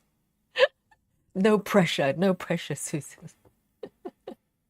I'm doing well though. Whether I will hit that the daily target that I set for myself, which I only hit a couple of times a month, remains to be seen. Remains to be seen.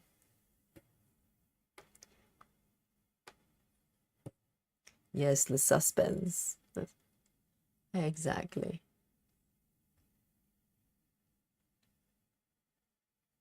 One, two, three, four. Okay. Let's see if I can manage 2 more stitches here.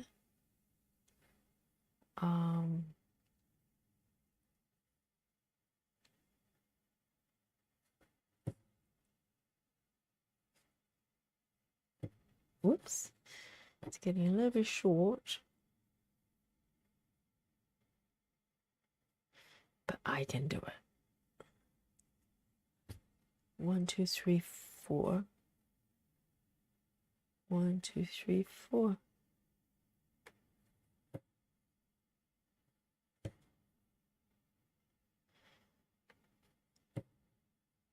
But I wouldn't be able to do this method with half stitches. I get very, very lost. For sure. I wouldn't know where I am or who I am.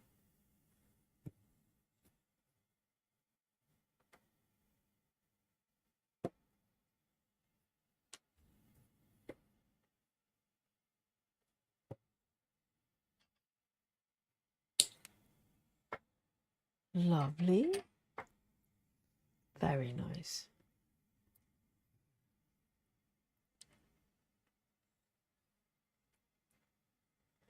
Maria says, I saw your previous video and you mentioned the boomerang method. Where could I find it? Okay, the best one to watch, I would say, was the stream when we kind of define a method. The best one, I'm trying to look up. I know which one that is. Look up stream 43. I think it was last Sunday that we did that. Look up for 43. And I think we briefly mentioned that with the following couple of streams as well. So you can definitely find it within about 43 to 45. I did a few demonstrations there. And it's relatively easy. It's really easy. But you just need, I actually stitch live to show you how to do it. So good job, we have numbers. And Sarah says, I like doing this method across 2 blocks and then down 3 to 5 blocks. So you do this downwards, like this way, rather. Interesting. Usually say I do typewriter in columns. Yes, a mini typewriter, that is. Yeah, I think the width is arbitrary to a certain extent. Obviously, 1 block I think is probably too narrow, and I choose to do 1 page, but the page size may vary, depends on the pattern. So it is, is user defined to a certain extent. You just find a kind of a definition for your stop point, and technically you could do the whole width if you're brave. That would be interesting, right? You just do the width, and then imagine if it's a pattern with a lot of sky, like Steve's, and you could be there for years. You could be typewriting for years before you get anywhere. Get to the top of the castle. It could take many years. Right, so my next lucky symbol will be the one next to this one. Let's see which one that is.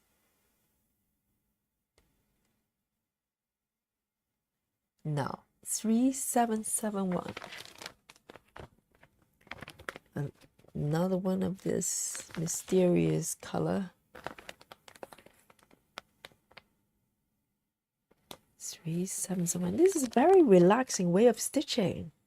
I find if you just want to sit down and put a few stitches in something, this is a very good method, because you're not trying to fill a block or anything or complete a color. You're just kind of wandering around everywhere. I love it. I love it so far. Oh, Sarah says this method is how I get 1,000 stitches a day. The 3x5 block. I suppose it probably works for 1 page at a time as well. Sarah, is this your subtle hint to pressure me to to bring my target, to bring my goal up to 1,000? That's very subtle. I take the hint. I don't think it's happening, okay? But thanks for trying. Sarah just goes, yeah, that's how I put in 1,000 stitches. Just like that. You can do that too, Yogi, I get it. I know what you're doing, Sarah.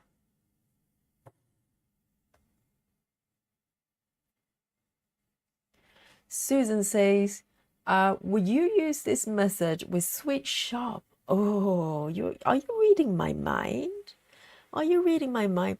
Well, it really depends on whether I'm doing full stitches or half stitches. If I'm doing half stitches, if I do decide to go for 10 stitches, then no. I think I'll go blind. I'll get very lost. You'll never be able to find me, and I will probably forget who I am. But because with half stitches, I find it much harder to wander off a defined area. But if I do decide to do full cross, who knows? It might be a good choice. Might be a good choice. And to be honest, with stitching methods, you can always change your mind. If you don't like it, you know, you might need to go through a transitional period. But very often I go from parking to non-parking, block by block to cross country, you know, whichever. I change my methods all the time. So you can play with that for sure. I'll probably play with that. If I do decide to go full cross, yeah, there's a strong possibility I might give it a go. But if I'm doing half stitches, then no, I'll stay in my lane. I have a lane, you know, I try to stay in.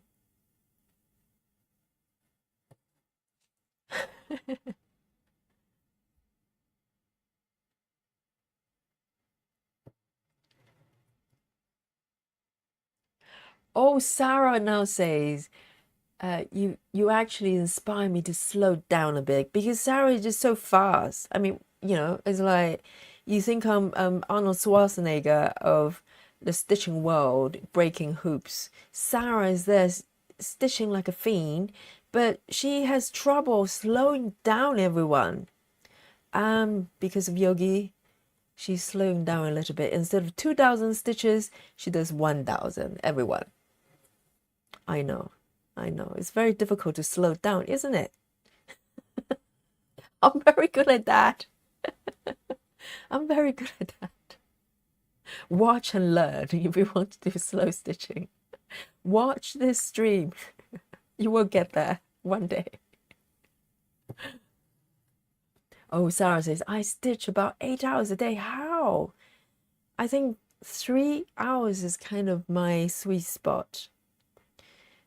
The hours I do on the stream. Normally, if I just stitch on my own, I might be able to stitch overall 3 hours, but I get distracted quite a lot. You know, I might just, you know, pop over to the kitchen doing a bit of this or browse a little bit of that. I get distracted, but otherwise, yeah, I think 2-3 hours is kind of my sweet spot. I have done it for about 5 hours though on a couple of the streams. I don't know what happened. Time just disappeared. I didn't even know I was sitting there for 5 hours. I couldn't believe it. No one could. But I have this video to prove that it was me, my hands, stitching away for 5 hours. It's true.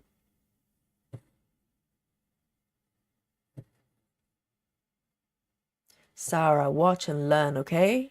Just to see how slow you can be. I know it's difficult, isn't it, to slow down? Seriously.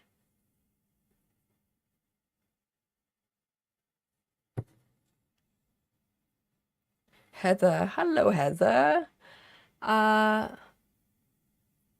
says Sarah crosses her stitches one leg at a time, just like the rest of I don't believe it. She does something else. She's got her special method that she's not sharing. How do you do 1,000 a day? I just don't know. I can probably stitch 8 hours. I still end up with 300. It's just how I roll. And 300 is a good day.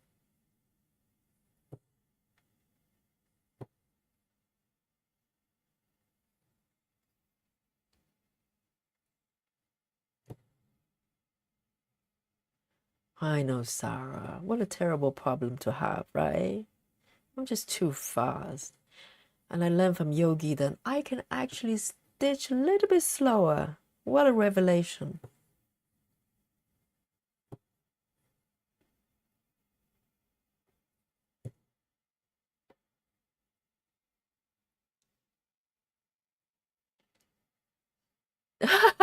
Sarah said, I read that Sarah crosses her legs one at a time like rest of us. She probably doesn't, you know.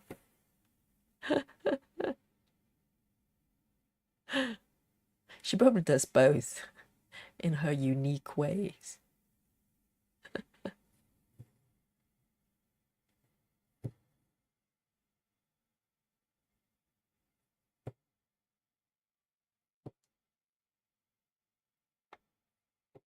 This one is actually incorrect color, so I'm going to just stitch over and hope for the best. Watch the magic. There, you can't see, can you? No one knows. No one knows. 1, 2.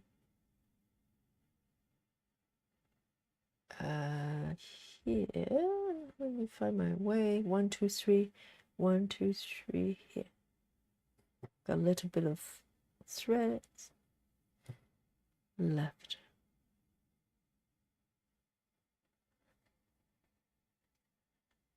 River says, I just put my birds to bed.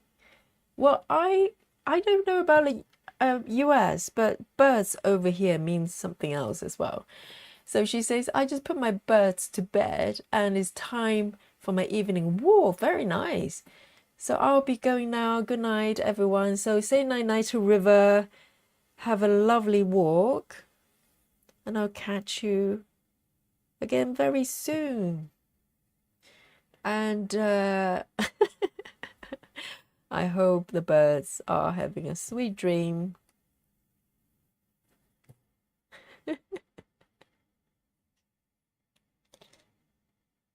Heather says, I think I stitch about 30 stitches an hour. I haven't timed it. And yeah, you stitch like a normal person, you know, like me. Yes. It depends on the methods. If I'm doing Gemma's method, it does slow down, but it's a different kind of enjoyment, right? The stitching experience is what counts. And then the speed comes next. Or maybe the third. I don't know. Depends on you as a person. And I'm going to just flow over here. Just do maybe one more stitch. And then I'm running out of thread.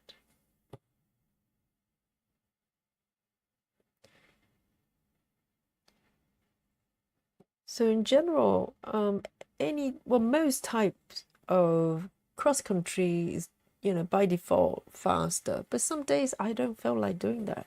Some days I crave for parking. I want that thread management element to my stitching. And some days I want to do Gemma's method, you know, so I just do what I enjoy that day. And the speed will take care of it, you know, itself. It doesn't matter. Even though I'm enjoying flying at the moment. Well, a hypocrite.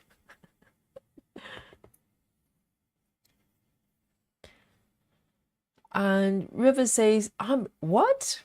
River says, I'm 976 stitches so far today. So this is your parting gift to us, is it? Just I'm going for a walk. My birds are sleeping, and I've just done nearly 1,000 stitches a day. Good night, everyone. You know, thank you, River.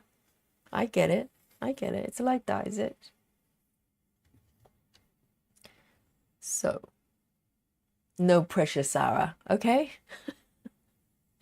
River just did nearly 1,000 today. No pressure, everyone. And oh, interesting. There's another one of the same color. Okay, that's very interesting. So I'm going to pick up another thread of the same color.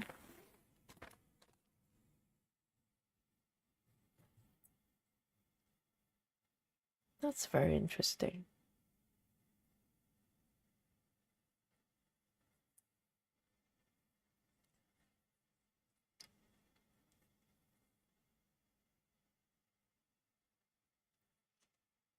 Because you're flowing with the symbol, the order of the symbol. It kind of takes away the decision making, and sometimes you end up doing something very interesting, because my last few stitches I was using the same color, and then I decided to flow to the left and do a whole bunch of stitches.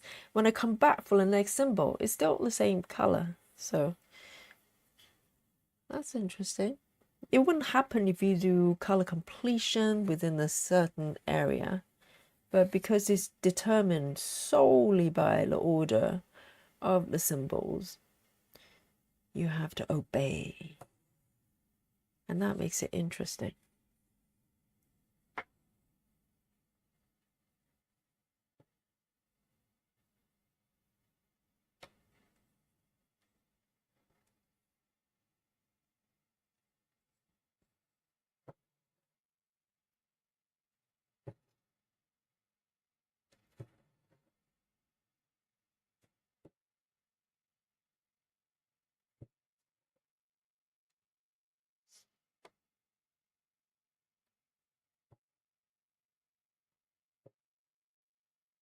Yeah, let me mark my stitches. And where do I go next? Let's go over here. In fact, why don't I do something a little bit more controversial?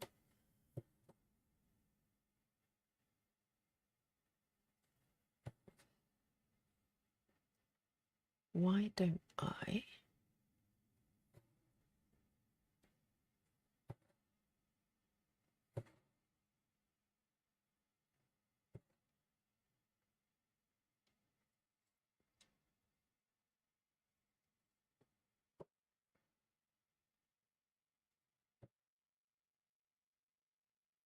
oh, hang on. It's one stitch missing from the chart.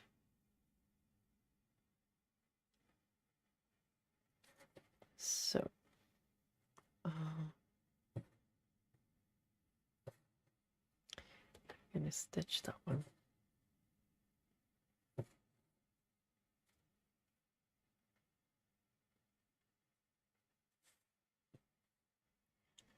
Heather says, watching this is making me want to start my first full coverage. Go for it, Heather. What are you waiting for? Which is all kitted up and waiting. Which pattern is it? Remind me. And she says, but I'm wanting to finish another project first. I guess it's a good problem to have. It really depends on how big your current project is. I would say if it's going to take more than another week, start a new one, okay? So you can enjoy both together. Why wait? Why wait? I'm just kidding. If it makes you happy to wait, then do so, okay? But I can't wait. I want to do everything all together. Because if I have to wait for one project to finish before I can stitch another one, with my speed, seriously, I'd be waiting for 10 years. No kidding. And I don't want to wait for 10 years. But I do admire people who want to wait. It's a kind of thought process I cannot understand, but I admire that people do that. Heather says, I'm going to start blooming whiskers by Pain-Free Craft. My current project is Fortunate Traveler, and I think it would take another 3 months. All right. If we can wait for 3 months, it's not too bad. It's better than 20 years. But, you know, we talk about this floss tuber from Japan called Komari a lot, because she's such a fast stitcher, But on top of that, she's totally single-minded. She's able to stitch the same piece day in and day out for years. Currently, she's on a, I suspect, is a smaller piece, which she's putting in like thousands of stitches every day. But previously, I've been following her for maybe 3 years now. She was stitching one of Amy Stewart's, I think it was one of those Once Upon Fairy Tale or something like that. Super size, max color. She was stitching this piece day in and day out for multiple years. Multiple years, I'm telling you. And it is something that I just know that just not possible for me to do. So I'm not even going to go there. But it's the fact that she can do that. And she actually finished that piece before she actually moved on to another one. I think she was doing the mushroom magic. I can't remember the name of the piece. It came out the same time, not very long ago, maybe just over a year ago, as the winter reading nook.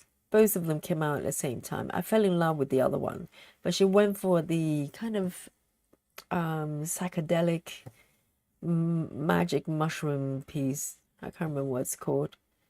And I don't know what happened to that piece. That piece is probably the only one I have seen her stitching that did not get finished before she moved on to another one. I don't think she finished that one yet. So it's slightly out of character there. But currently she's stitching Flower Girl, whatever this piece is called. She's just charging forward like a mad person.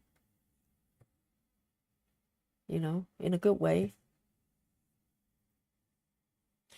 Heather says, I have a lot of projects that I started when I used to cross stitch long time ago, so I'm trying not to start too many new things. Then you're coming to a wrong place.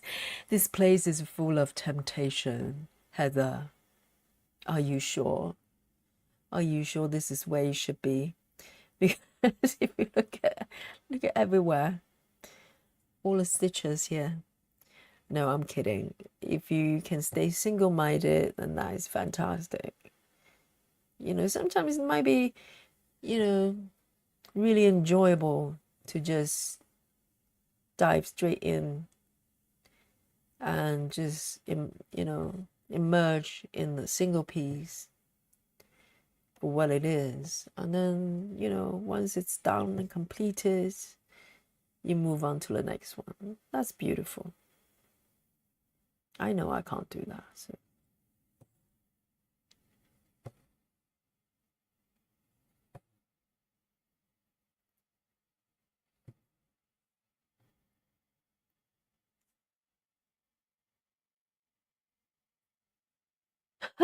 Sorry, Heather.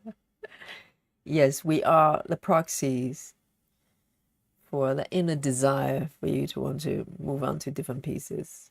I get it. So we're serving a function. I'm happy to hear that. That's what we're here for.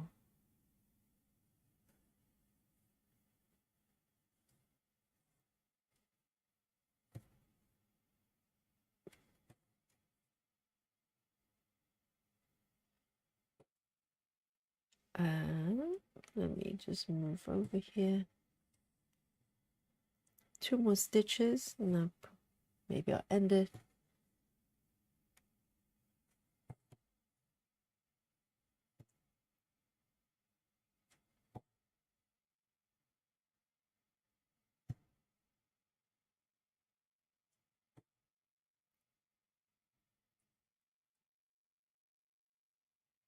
Right.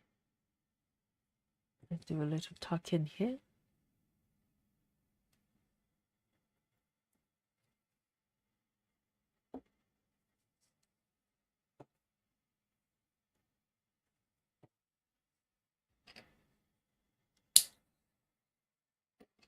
So look, it's looking good.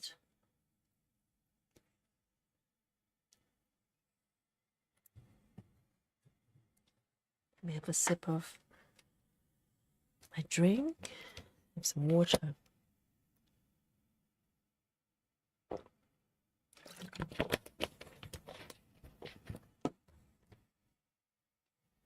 Sarah says, I told my husband about our new start. He said, I thought you didn't want 20 whips. Told him that he was wrong. We want 20. We want more.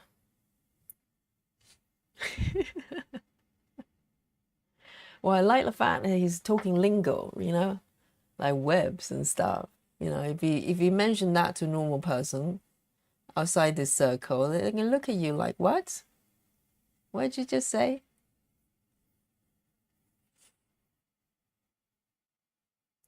Right, 945.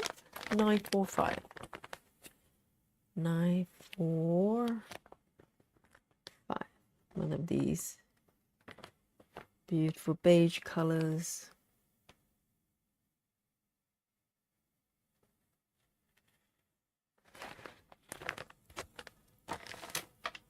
Oh, good comeback, Sarah.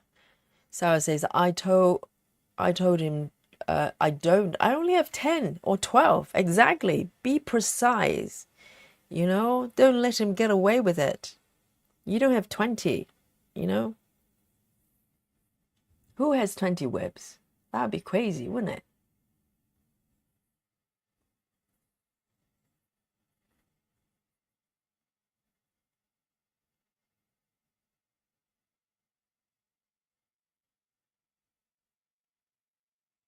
And also it depends on how you define a web, though. Because web, technically, not just everything you have started ever in your life, but they're actively within the cycle or the rota you have that you intend to complete. So I've got quite a few kind of seated kind of there. I haven't decided what to do with them. I wouldn't count them as one of my webs, or would you? So it really depends on your definition, because I'm sure most of us, you know, if we've been stitching for a while, we probably have starts that we don't particularly intend to finish, different types of stitching or whatever.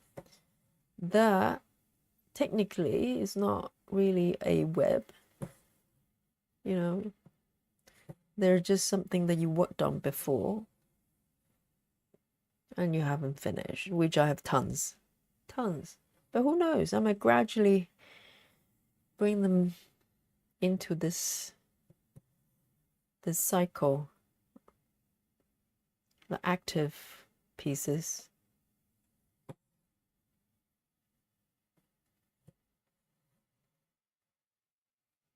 Susan says, confess, Yogi, I bet you got 20. No, don't.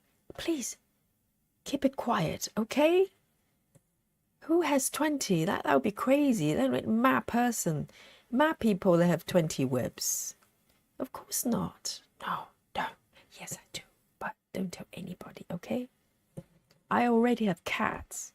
So technically, I'm qualified as a cat woman.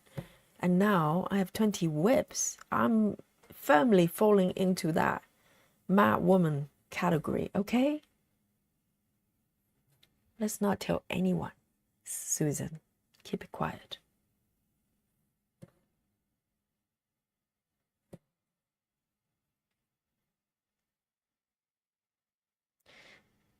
And Sarah says, so true, I have several on hold until after my eye surgery. The bionic, eyeballs you're going to be having, incorporating magnifying glasses. With if they can have built-in kind of light as well, that'll be really handy. You know, your eyes just glow. You don't need lighting, and you can see everything, like 52 counts or something. I think Nikki is planning to stitch. Oh no, that was Brittany. Brittany says she's planning to try 52 counts. I ask you. She's probably already have the implants. She's just not telling us.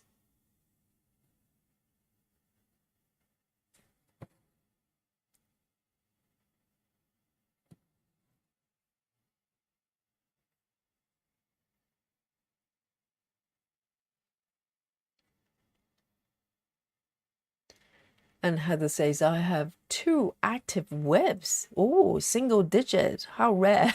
I have many projects in, yes, hibernate stage. I think, yeah. So technically, they're not really webs until you bring them out of the cobweb, you know, dust them off and start stitching. Then they become officially a web, I think. That's a better definition. Otherwise, the number would be a little bit crazy.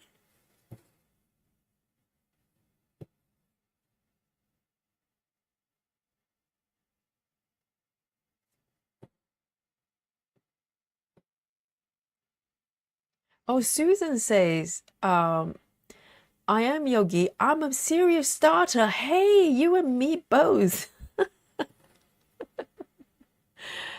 You know, there used to be a song called I'm a fire starter. I'm a project starter. I'm a web starter, okay? That's me. You and I both, Susan. Let's keep it very quiet. No one needs to know.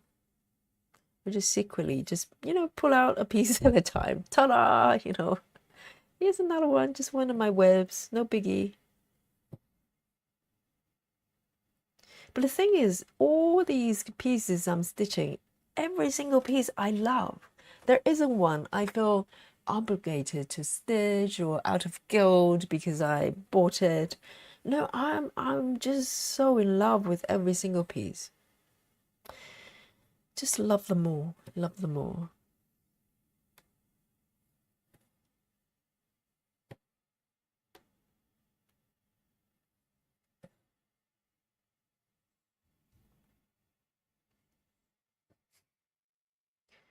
Just place my little fox in view there.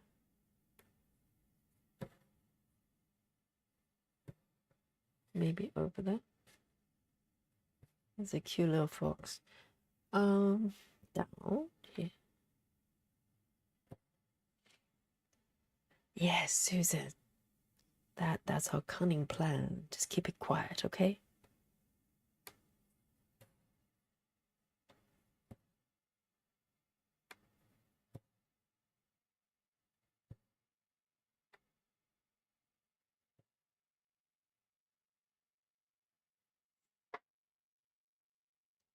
Let's see, where do I take my thread when my flow backwards to the left?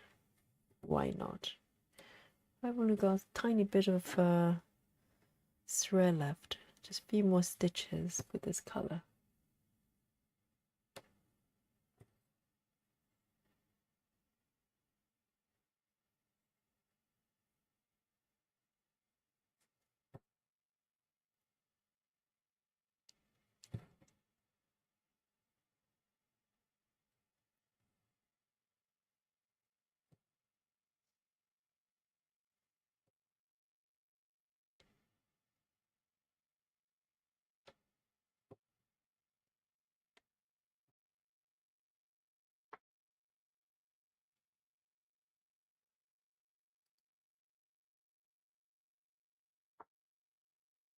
So it's 1 p.m.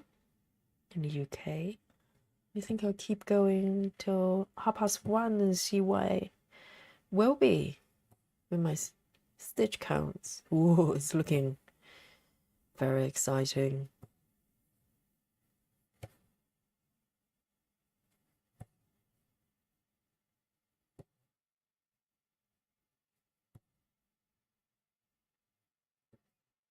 One more here. I'm gonna end my thread here. Perfect spot.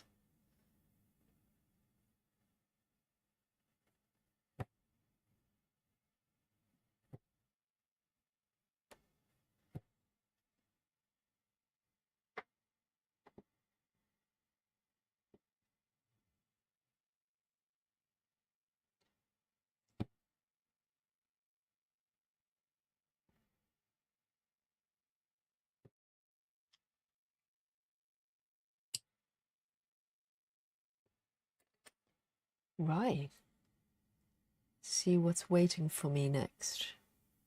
So I'm going to pick this symbol here, which is a pretty pale pink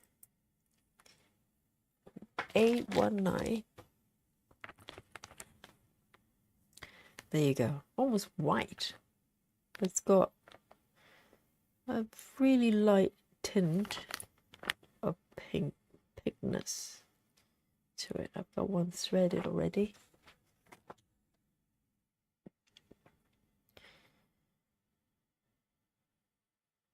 And it's interesting that how many stitches you can do, obviously determined by the pattern within a certain area, but also it depends on how long your thread is. Because, for instance, this one is a leftover from previous stitching. So I keep the thread on the needle and then just pop it on the organizer. So if I pull out one that's pretty short, that means I can only manage a few stitches. And if I pull out a new thread, then I can stitch more. So there's also an element of randomness there. And it's not determined by me, which is interesting.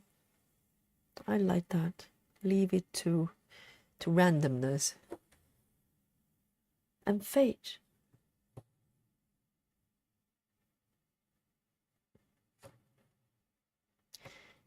Thank you, Stitching Mummy, for this interesting stitching method.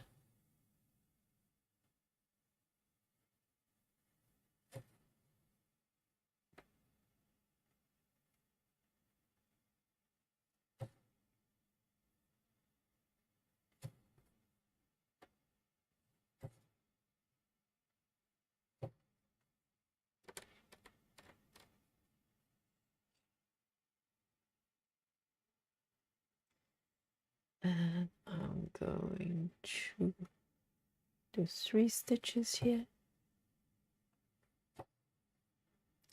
So occasionally, if I want to control where I can take my threads, I do one leg at a time, which actually was my preferred method before I came to do full coverage. Because previously, when I was doing sort of dimension type of projects, less confetti, I used to do one leg at a time, forward and back. And now I tend to do full cross most of the times, because it's just to make sure that I don't forget to do the other leg, which could happen. But occasionally, if I want to take the stitches forward and back in order to flow the other way, like now, I'll do one leg and come back. It makes it quite interesting, and I do that probably more often when I'm doing Gemma's method, just to control where I want the stitches to flow. Otherwise, I tend to do full stitches if I want to go to a certain direction and keep going. So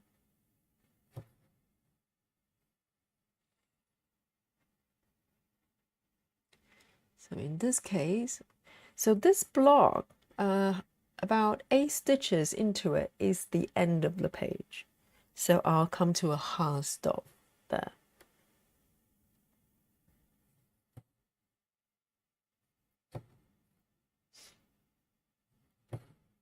So normally when you do other methods, it probably take a while before you get to the other side of the page.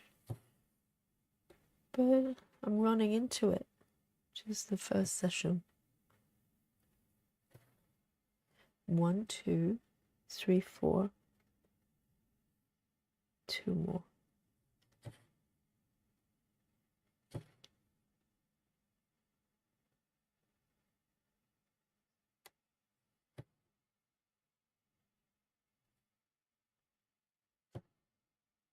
And 1 more.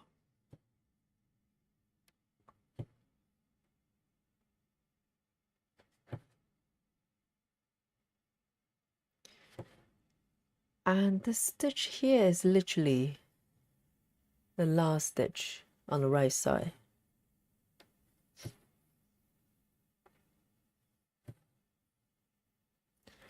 And 2 more from here, and I'm going to end the thread.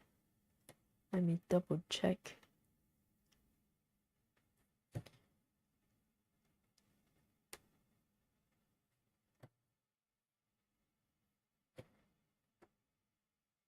One more. So normally if I stitch so many sort of pale, stitch on the pale side, these are not too bad. Normally my eyes get a little bit fatigued, but I seem to be okay today, because these are generally quite light colors. It probably looks brighter on the screen, but on my, looking at my canvas with the lighting, they come across quite light in colors. My eyes tend to get more fatigue when I stitch pale colors versus darker ones.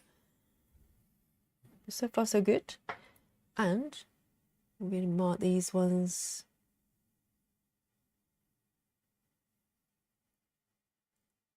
and see what's waiting for me next. 3773.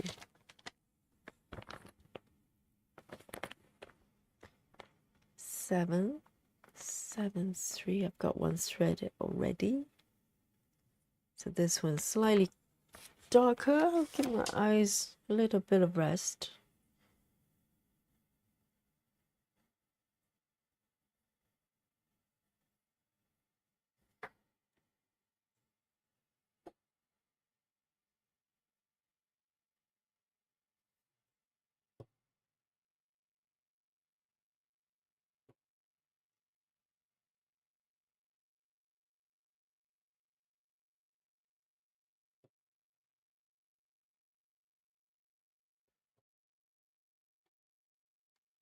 With this color, it's flowing this way down, so it's just as well.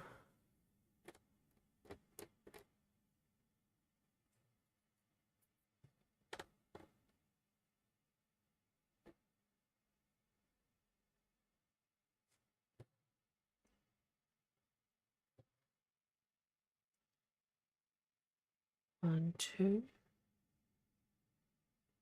three.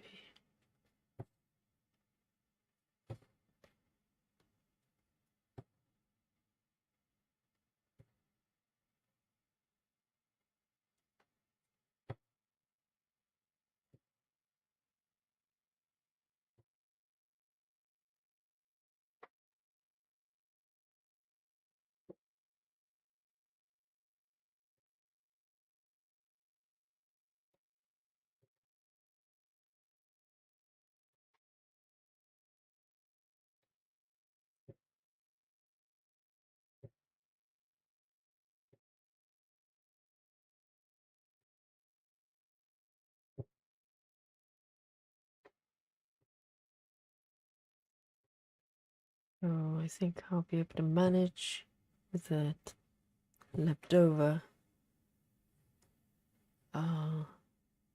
Let me see. 1, 2. Okay. 2 more here. Maybe I'll need to end this thread. Oh, be Camry, hello. She says, sorry, I'm a bit late. Never late for a party. Never late for a good party. What time is it where you are?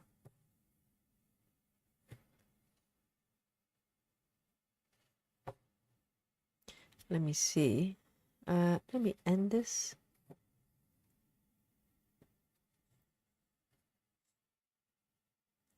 Oh, hello. I got, I actually got a confetti for my app, but I need to be totally honest with you. I started with 40 stitches in because I had to mark my thread. Some stitches I didn't mark before. So it probably gives you a little hint of how far I am away from 300. Big Camry says 5:19 p.m. Not bad, not bad. Very civilized. Very civilized. Over here, do you want to know what time is it over here in London? Are you sitting down? It's 19 past 1 after midnight. Okay, we're talking about AM here on the following day, on Tuesday. And I am going to just pick one more color, see how far I can go. So, and then I'll let you know how far I have completed with this new method, for me anyway, the typewriter method today, comparing to my other methods that I've used with my slow stitching. 3863. 3863. Good. It's a brown here.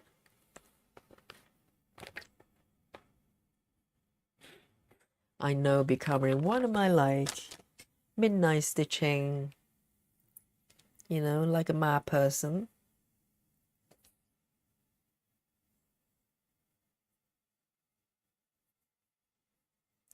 So this will be my last symbol with this method, running cross. The top row, following the symbols in order. I'm really enjoying it. If you haven't tried this, maybe give it a go. I enjoy it. I'll do more of it. Definitely. Definitely.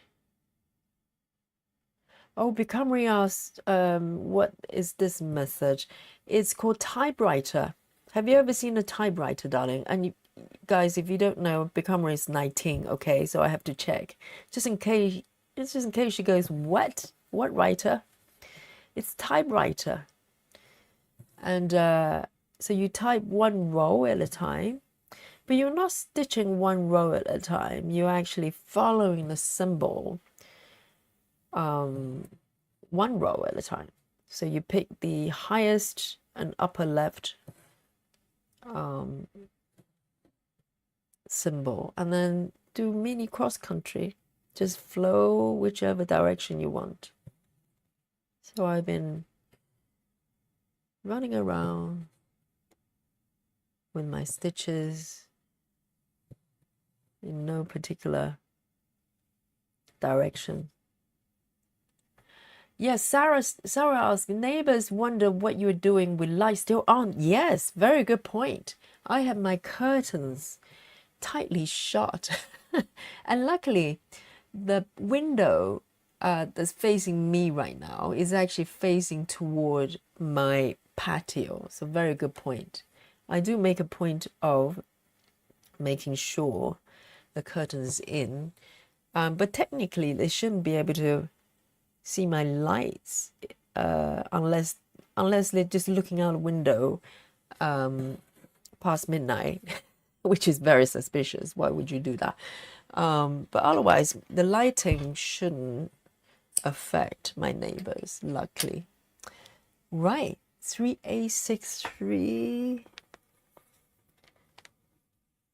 Let me pop it back. So that's my last color there before the stitches run out here. And let me just zoom out a little bit and show you what happened today.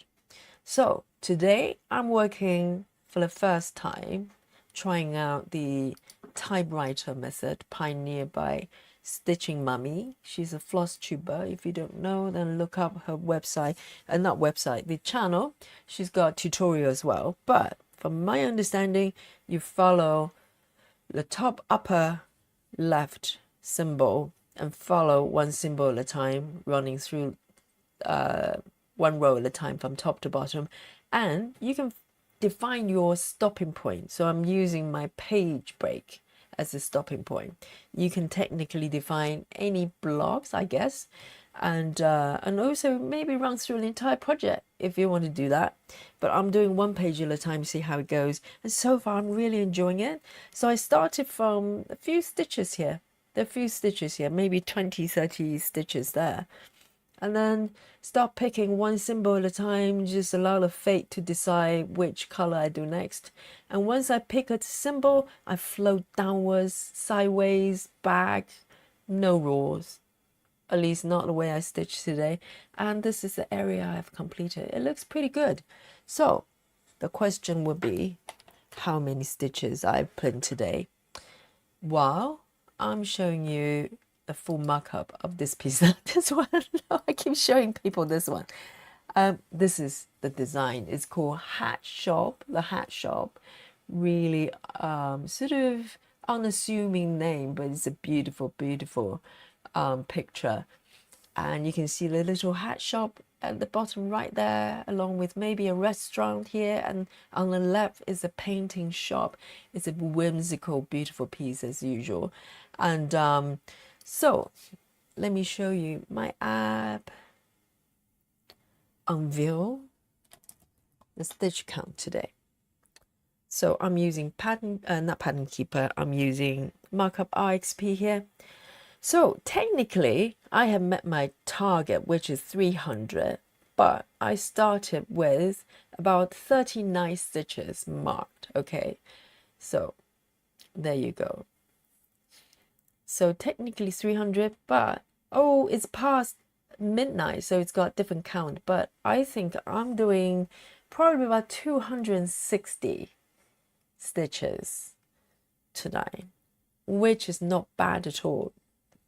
Because previous sessions I was way under 200. Okay, so now I'm actually on the upper end of 300.